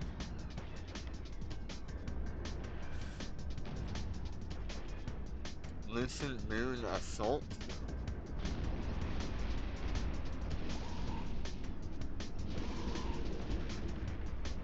Does it work like that?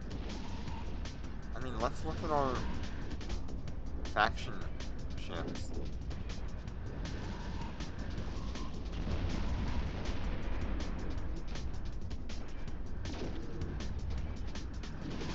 I mean, a different name of Lucent Moon that would do heavy.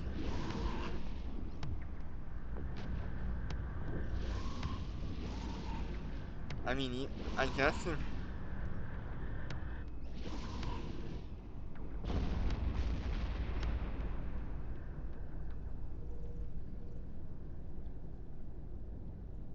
if they really wanted to,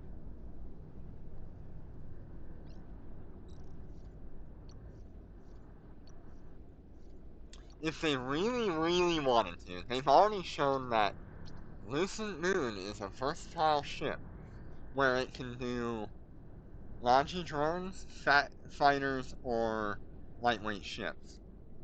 Why not, for $1,000, we've been talking about a high-sec super carrier, just give the Lucent Moon an assault variant that can only fit heavy fighters.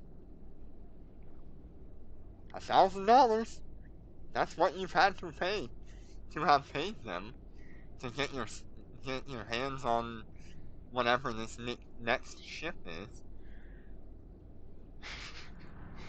Why not just make a high-sec super carrier? Come on. Let it have heavy fighters.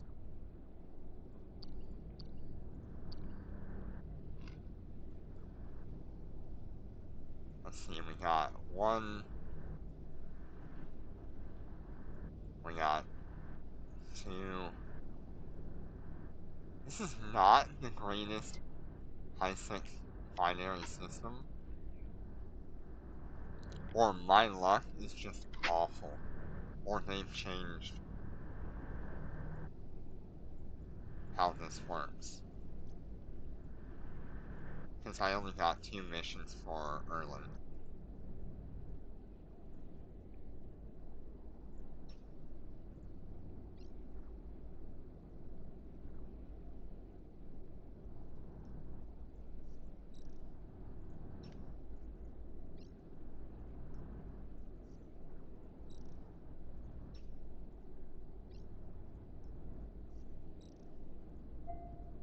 Autopilot engaged.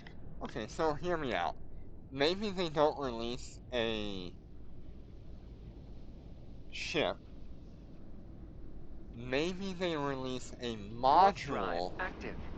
for the Lucent Moon that allows it to equip heavy fighters.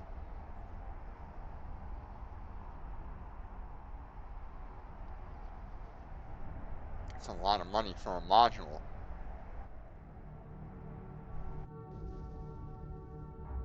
But it would be very valuable.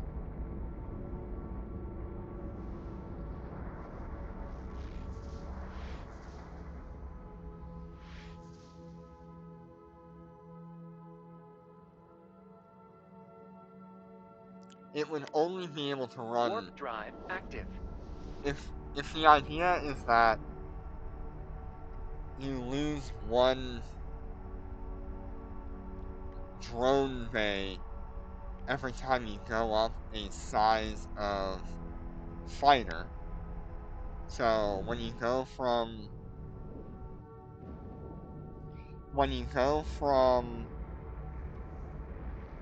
logistics drones, where you have 5 drone bays, you then go up to fighters, which puts you at 4 drone bays, and then you go up to Warp drive active. lightweight ships, which puts you at 3 drone bays. Then going up to heavy fighters would put you at 2 drone bays.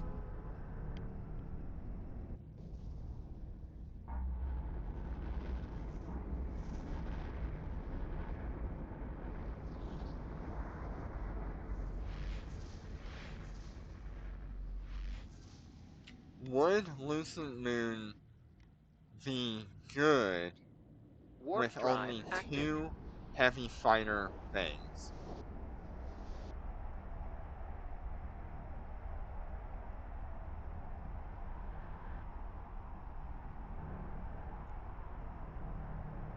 Destined docking request accepted. Would it be worth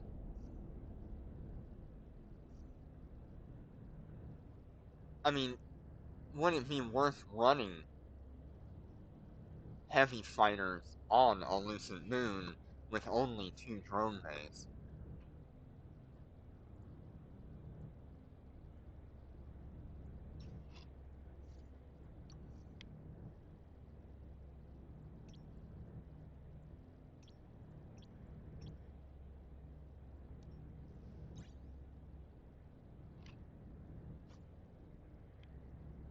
I mean, you have no bonuses.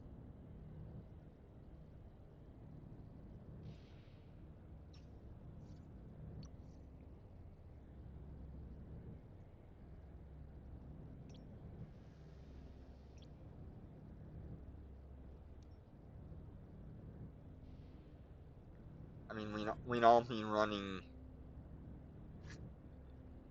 Cyclops 394 versus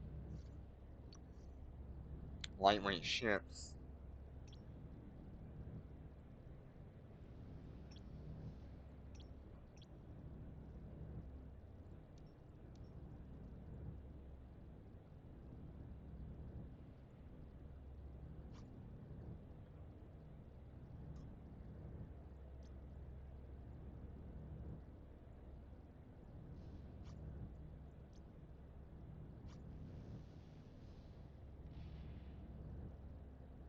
That's almost double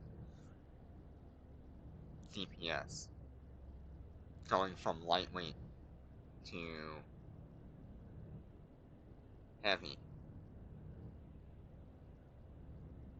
for just one of each.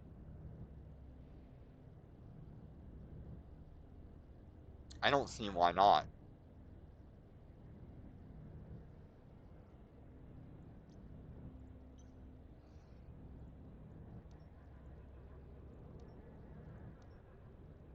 How many drone bays do these things have? They have 5.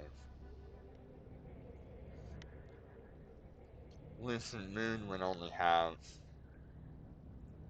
if we're theorizing this module,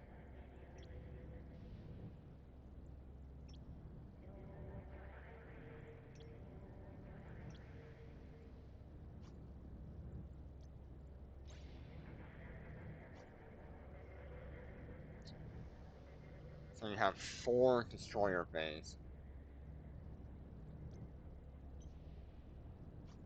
You have -1 longitude, which puts you at 4. So you would actually have 3 heavy fighter base if you lose another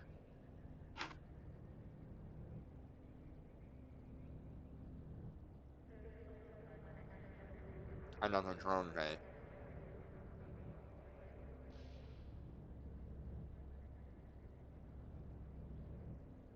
They could call it Lucent Moon Prototype,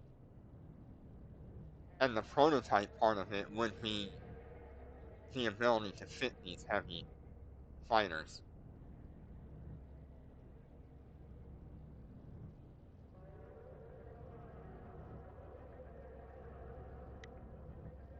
Yes, hi. Welcome. Welcome, welcome. How are you? Tell me about yourself.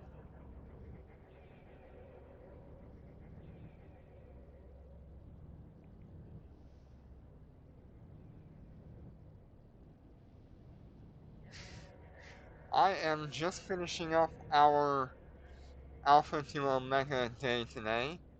I might do one more system here, but we were theorizing on the possibility.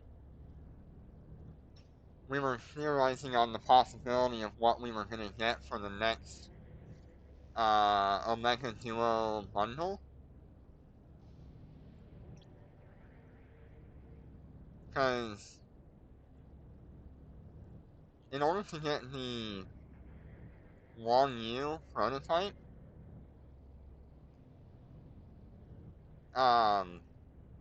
you will have had to spend $700 on Omega Duo.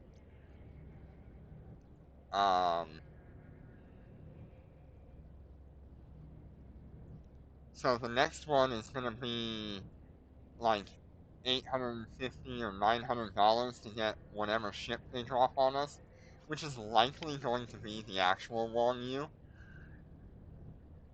But if they were to choose to not give us the Wang Yu as an actual ship, I think they would drop like a Lucent Moon Assault or something like that. And we were just like theory crafting if something like that would have heavy fighters instead of lightweight ships and regular fighters. I could totally see them doing it. They're running out of ships to throw at us, so maybe in like a year and a half we'll see a high-sec capable Lucent Moon with heavy fighters. Lord knows. There's so much that they could do in the next 2 years that it's hard to even guess what they'll do.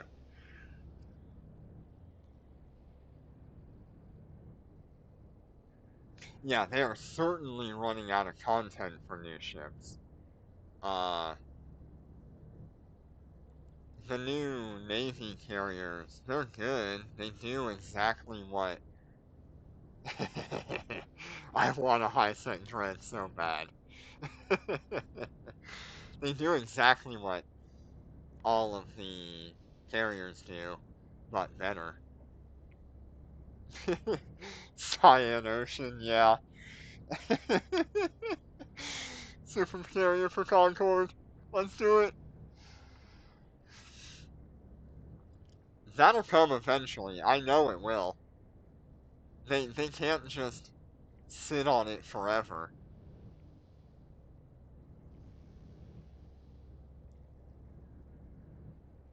It won't be called Cyan Ocean. We know that much. But it could be called something like, I don't know. I don't know. It could be something like Galaxy related.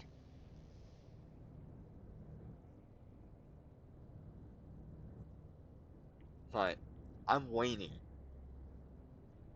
When all of us high-sec whales get our hands on a high-sec super carrier, this this Dormant Realm leaderboard will be absolutely and utterly destroyed.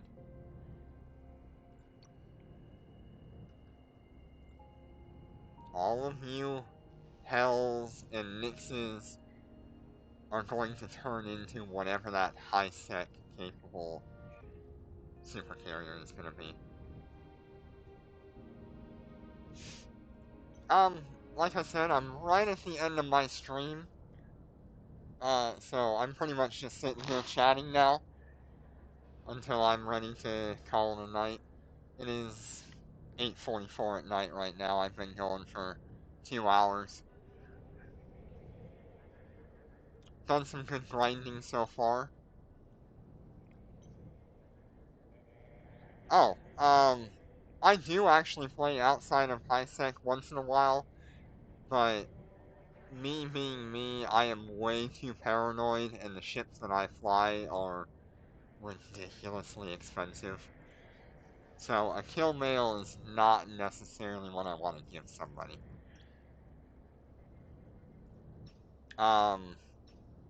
I am probably gonna do some low-sec stuff with the with the alpha characters. I don't mind them losing their stuff. Yeah, yeah, I can definitely do that. I haven't found the right alliance or corporation for me. I have been in a corporation for a while. I just left the one that I was in. It's hard to find a corporation that is on at the time that I am and meets the expectations or wants that I have. I have yet to find a corporation or alliance that has good communication with each other, can schedule things in advance in a reasonable way, and can also protect their systems.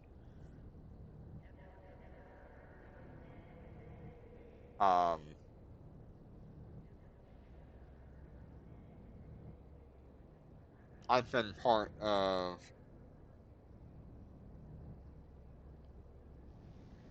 So, like I said, I listed a few of them there.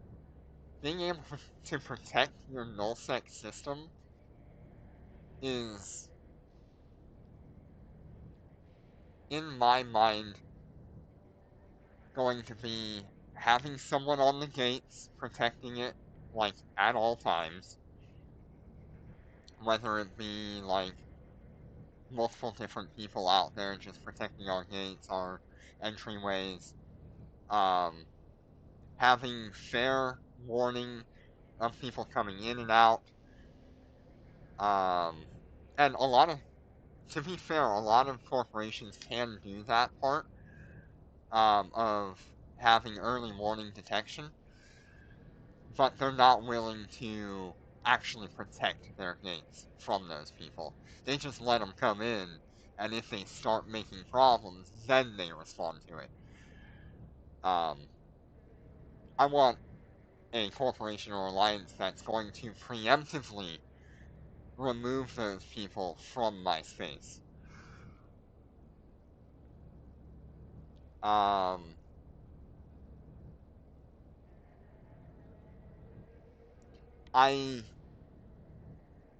want a better trading system, and that's not a problem of, yeah. Yeah, definitely people will bring supers. And that's a good thing. There should be, there should be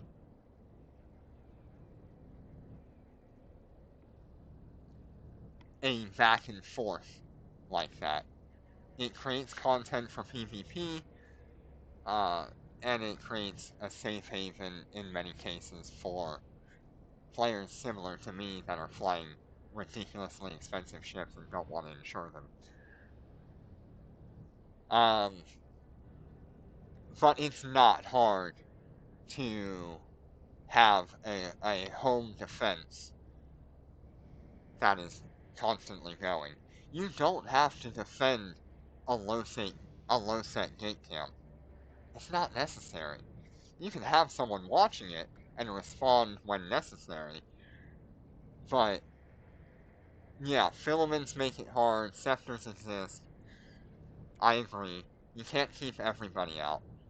But having a preemptive force ready, either on a gate or whatever, like on your home gate or on like one gate out from there, that'll prevent a lot of that.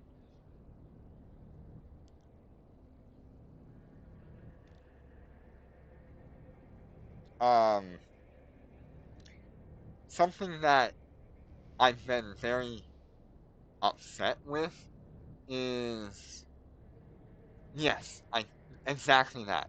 There's a very lack There's very much a lack of people willing to respond to a presence before something happens.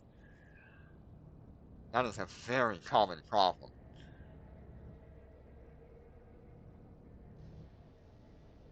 I don't know a way around that, because even with ships that are almost given away for people to do that, they're just not going to go out of their way to do it unless they have enough people to feel like it's worth their time going and responding. The PvP people are always going to respond. They love it. But it's hard to get your PvE people to get into that and respond. So if there was some sort of encouragement or something for it, maybe like a reward from the corporation for actually defending your system. I don't know. Just something to encourage PvPers and PvE players to go and defend the system preemptively.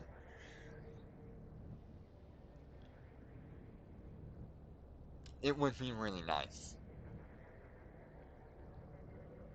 Logistically, that's a nightmare.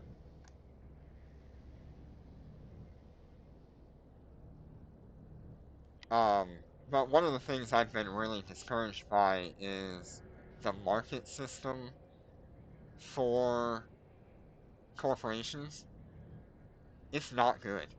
This game has a terrible market system for corporations. It's pretty much just down to creating a contract and seeing if anyone will fulfill it. There needs to be an EVE Online equivalent corporation market where people can just put things up, like in Gina, where they can put things on sale in Gina. They need to do that for corporations without having to go through this whole mission creation and contracts. Yeah. I definitely understand why it's not currently being done, but they can set the developers can set a tax that people can't change for having like a corporation market similar to Gina. And they can make it so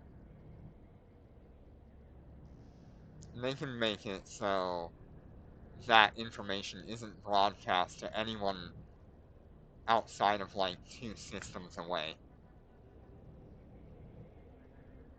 Or even within the corporation itself, that it wouldn't be broadcast outside of that. But a better market would be incredible for someone like me. And that's nothing that corporations can really do, because Discord doesn't make it easy to read through 1,000 different market offerings. I know there's a few English-speaking content creators that also stream, but they only stream maybe once every few months. So yeah, I would tend to agree that I'm probably the most regular English-speaking Eve Echo streamer.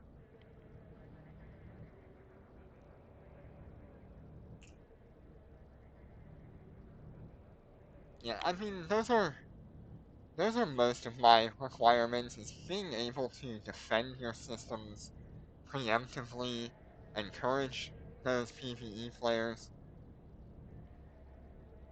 Yeah, it is absolutely Gank 101. You log in, you see somebody out there just flying around in live. Yeah, that's just waiting to be jumped.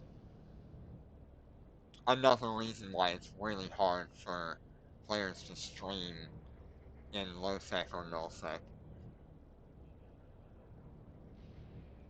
I wish it wasn't so bad. And so far, I just really haven't found a corporation that meets those to my wants. They meet them most of the way, but it's the community that ends up failing those wants. I mean, I can show you. I'm no stranger to losing expensive ships.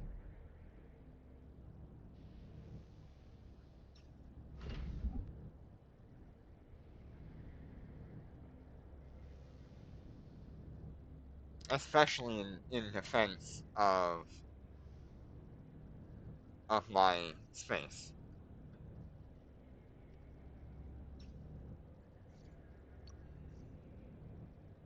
I'm also no stranger to losing things due to my own stupidity.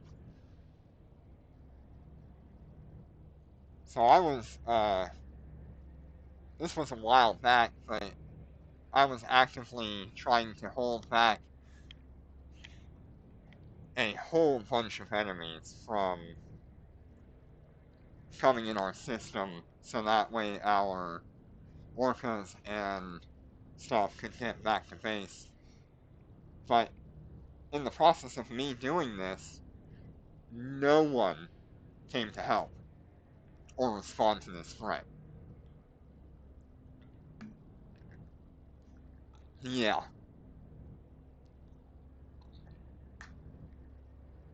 Yeah. Definitely doomed when I have a dog, but I don't mind that. I was happier that I died, and our Rorquals and our Orcas were able to get home safe without being ganked.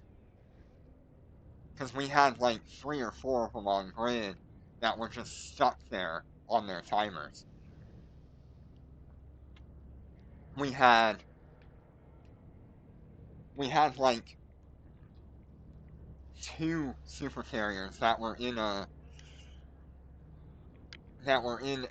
anomaly that were just taking forever to dock.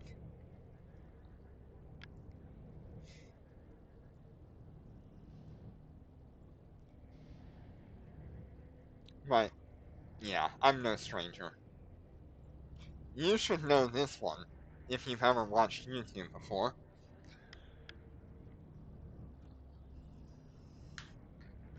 Not proud of it at all. But at least people will recognize it.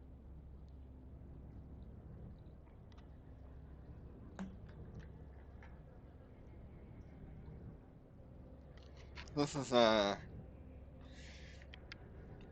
had just come back from the game. I had been away from for like 6 months or something like that.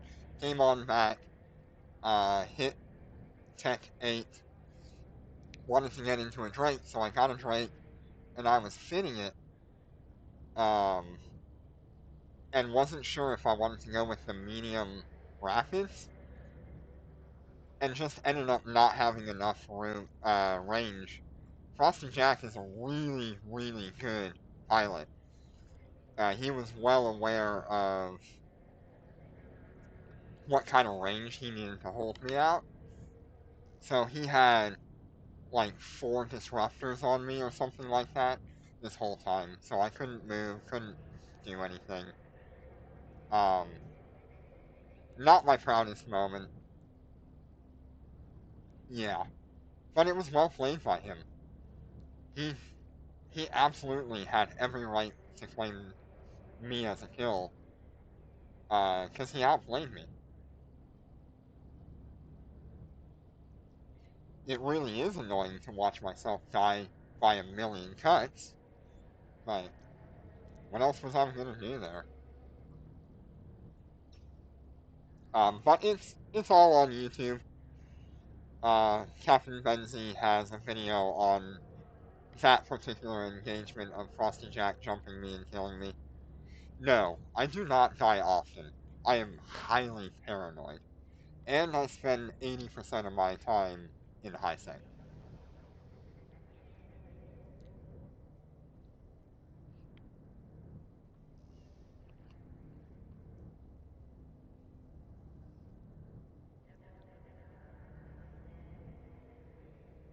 Yeah, 2021 still on the front page.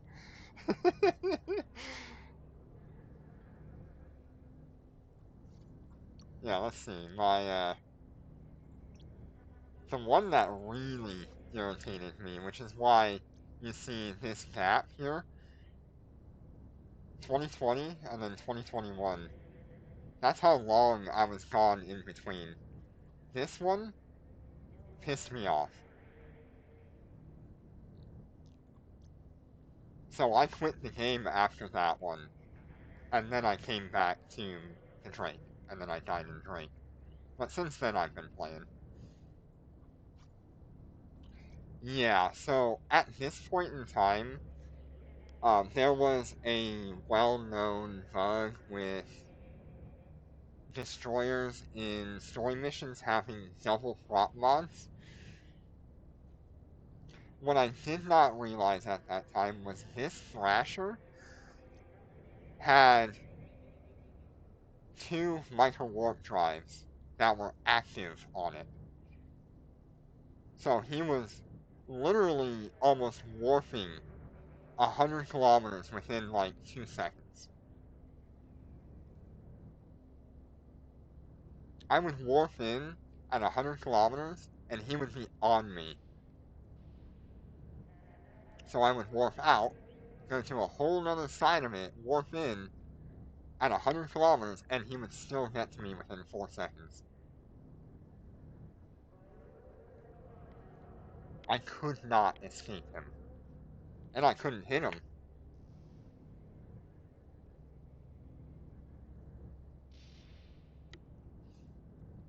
So that's what made me quit the game for, what is that difference there? 929 of 2020 to 1123, or no, 1123 of 2020 to 82 of 2021. So yeah, I quit the game for almost a year actually. Yeah, this is my main account.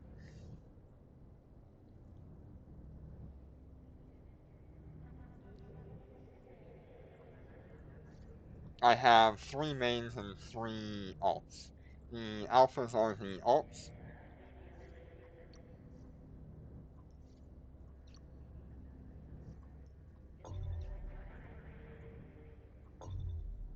and then I have my mains.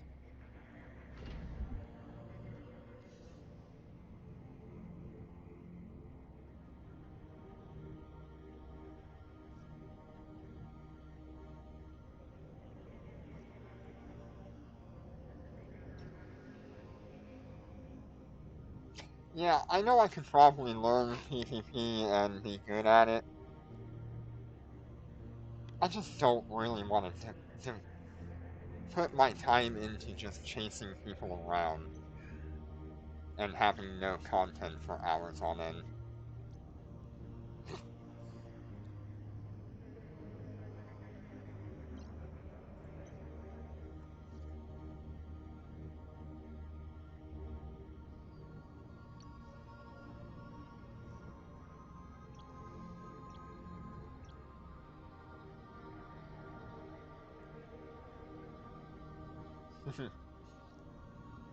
Well, I appreciate the offer.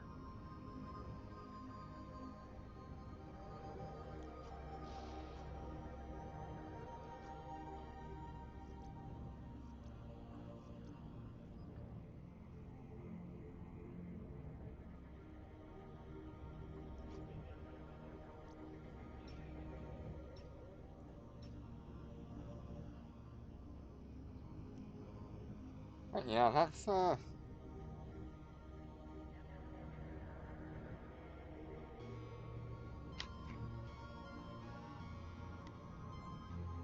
I don't think we'll lose the entire player base. While it is declining, um,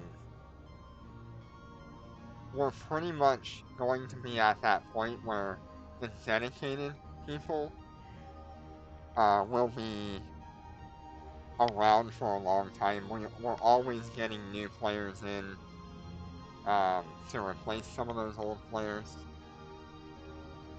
And this game was never meant for the average US player base.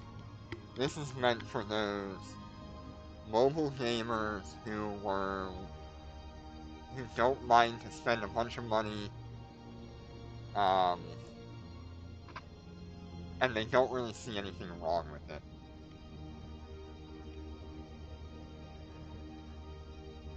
And that's the market they originally were intending to target, not the EVE Online player base who are so used to being able to fund everything without paying.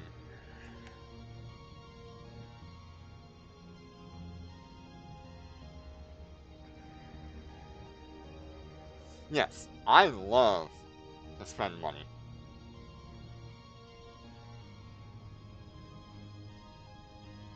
I love spending money.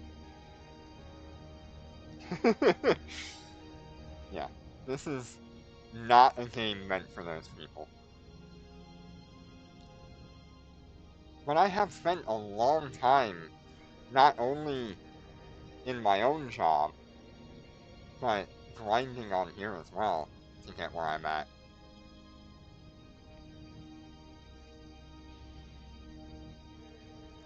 I mean, we're looking at how many days now? My god, I've got a ton of experience.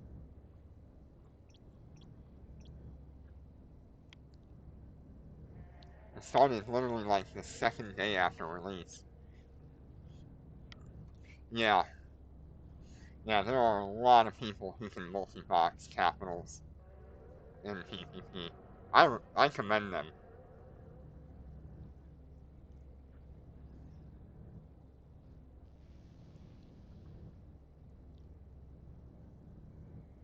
But you can see, I've been part of Shadow, which is part of Void.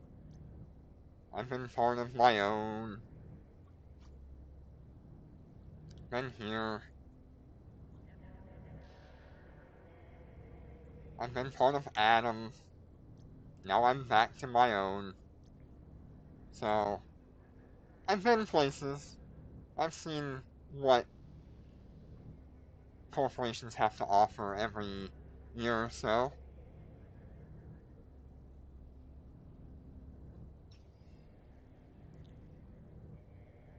Yeah, I just left Adam not that long ago.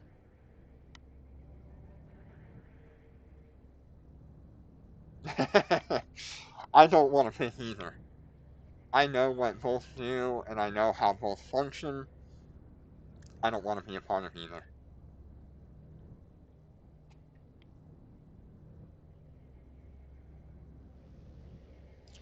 If I have to put my money on it, I'm gonna say Void is gonna win. Void is much more PvP oriented. Void is way more capable of communicating with each other and mobilizing.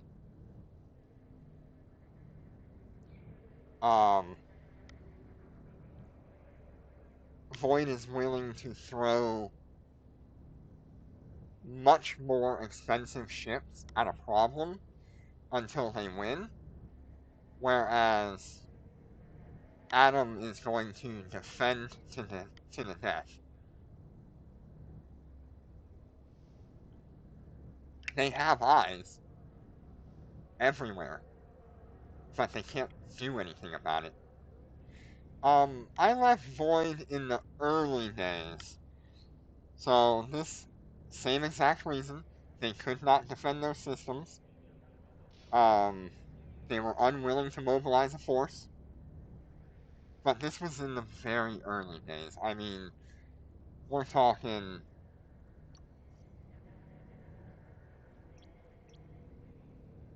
Where are we? Where are we? It was Shad. So this was back in 2021, August 2021. So very early for them. They've only been around for probably 3 or 4 months. I think I had spoke to a few people from AOA. They seem like nice folks.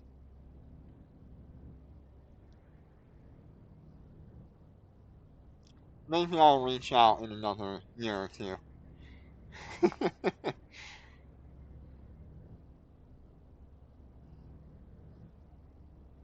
But for now, I'm going to stay in my own corporation. Hell, I might even make my own high-sec corporation. I don't know. If I get enough people who would be willing to join my corporation if I make one for that, would be awesome. I don't think I would want to run the corporation, but I think it would be fun just to have one for content creators' sake, I guess. Just being able to interact with the community and have a place for us. Yeah, I mean, running a high-sec corporation is way easier than running a null-sec or a low-sec corporation. You don't have to worry about wars, you don't have to worry about defending your space. You just gotta set up events and be around, respond to problems that happen. It's way more chill in high-sec. Yeah, no corp tech. No upkeep either. I mean, you could do, like, personal offices and stuff.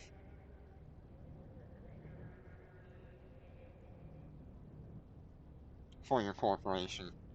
And you can just face yourself in, like, perimeter or something.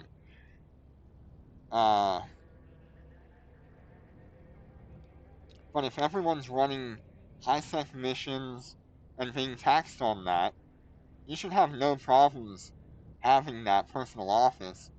And in doing so, you may even be able to fund ships for the entire corporation without worry.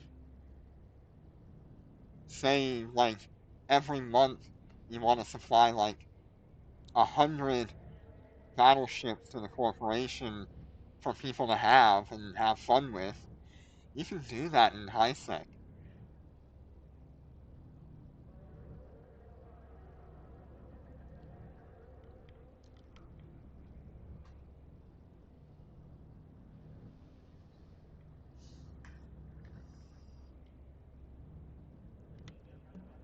I used to be. I'm not as skilled in battleships anymore. I've had to get rid of a lot of my level 5 expert skills. But yeah, I still have capital and expert missiles. I've got large drones. I had to skill into the Lucent Moon recently, so I skilled out of the expert skills, skilled them back to level 4. How much do I make in a day on my mains? Usually, let's see. I think usually I only play for a couple of hours, at max like 4 hours, and I'll make like 400 million a day in 4 hours. If I'm running Dormant Realms like I've been doing, I'll make 2.5 billion on Mondays on average. And that's like an hour of playing the game.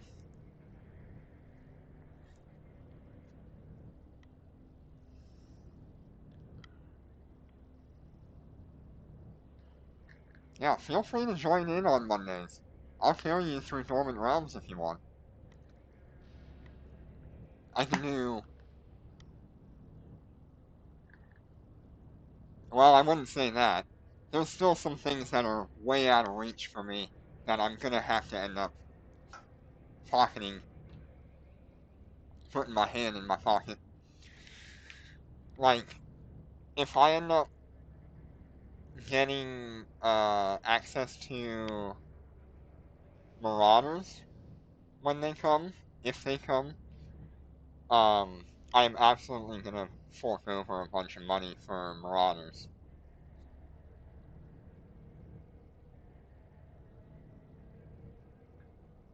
I don't have the Marshals anymore.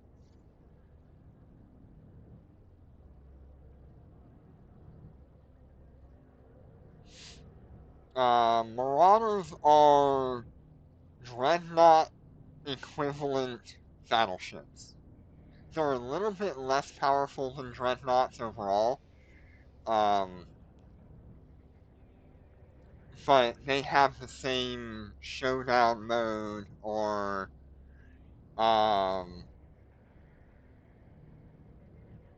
whatever that module is Dreadnoughts have.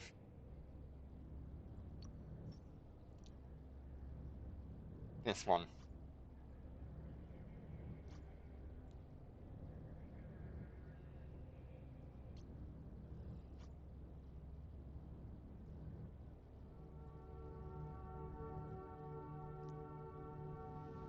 Yes. Yeah, so those Marauders are battleships that can have that particular model. No, the siege module on battleships is way worse. So if I go over to mid slots and tactical modules,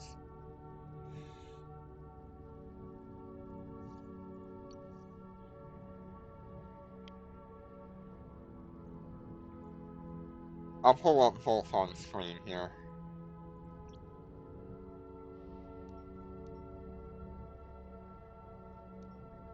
So this is the siege tactical module for a battleship on the left, and this is the siege reinforcement module for a capital ship, Dreadnought.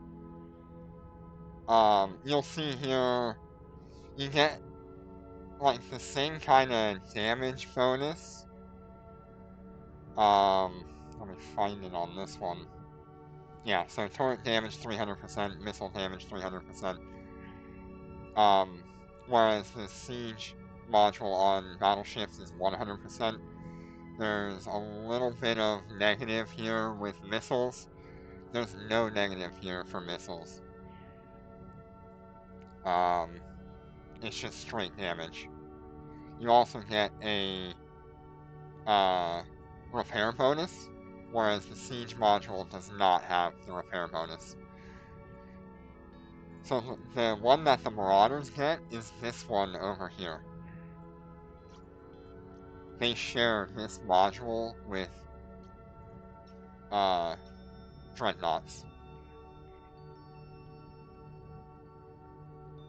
Yes, they are a lot more deadly and high-sec capable.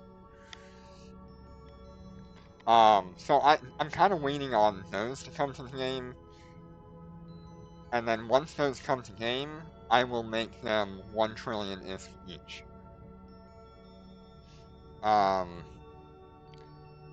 And doing that, I'm gonna have to buy... Yeah, I do, I just haven't gone and mined it on these characters. I've gotta activate it again. It's been taking a while. Thank you for the reminder. Like, this one's full. I don't need to...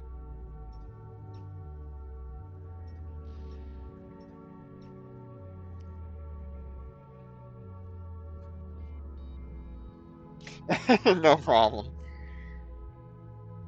Yeah, I stopped caring about Planetary a long time ago. I've got so... Actually, I've got no fuel anymore, but... I had a whole bunch of fuel, and so I just stopped mining.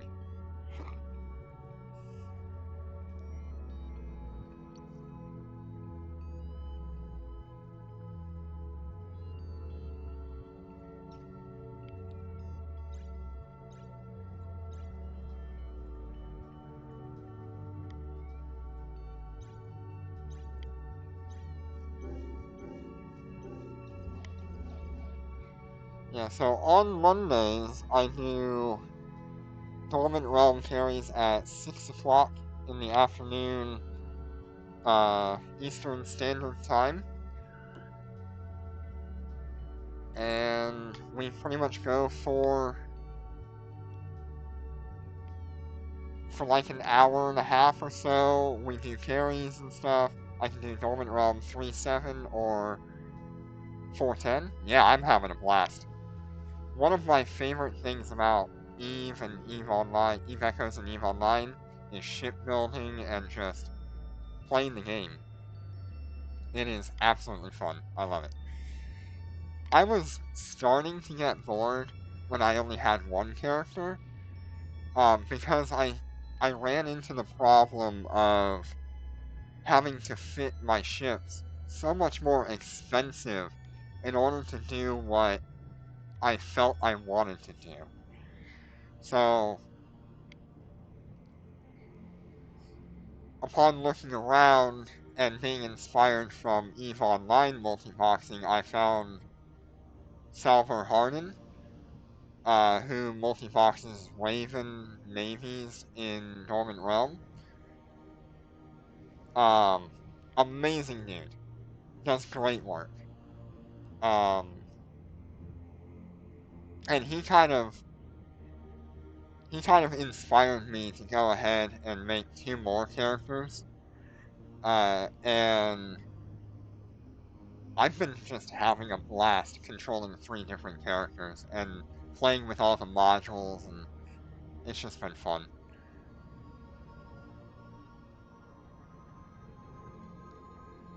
And so long as I can keep buying ships and fitting them, I'm gonna have fun either way. Helping the community makes it even better.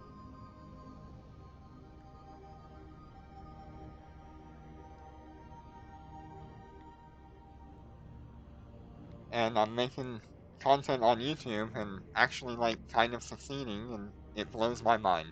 It really does. I can't thank you all so much for all the support. I know I say it every video, but man, I can't thank you enough.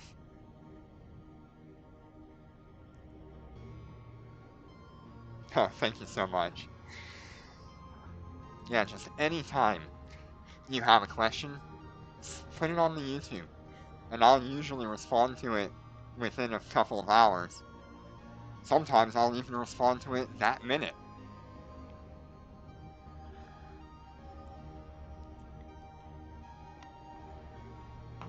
I think I'm gonna end it here.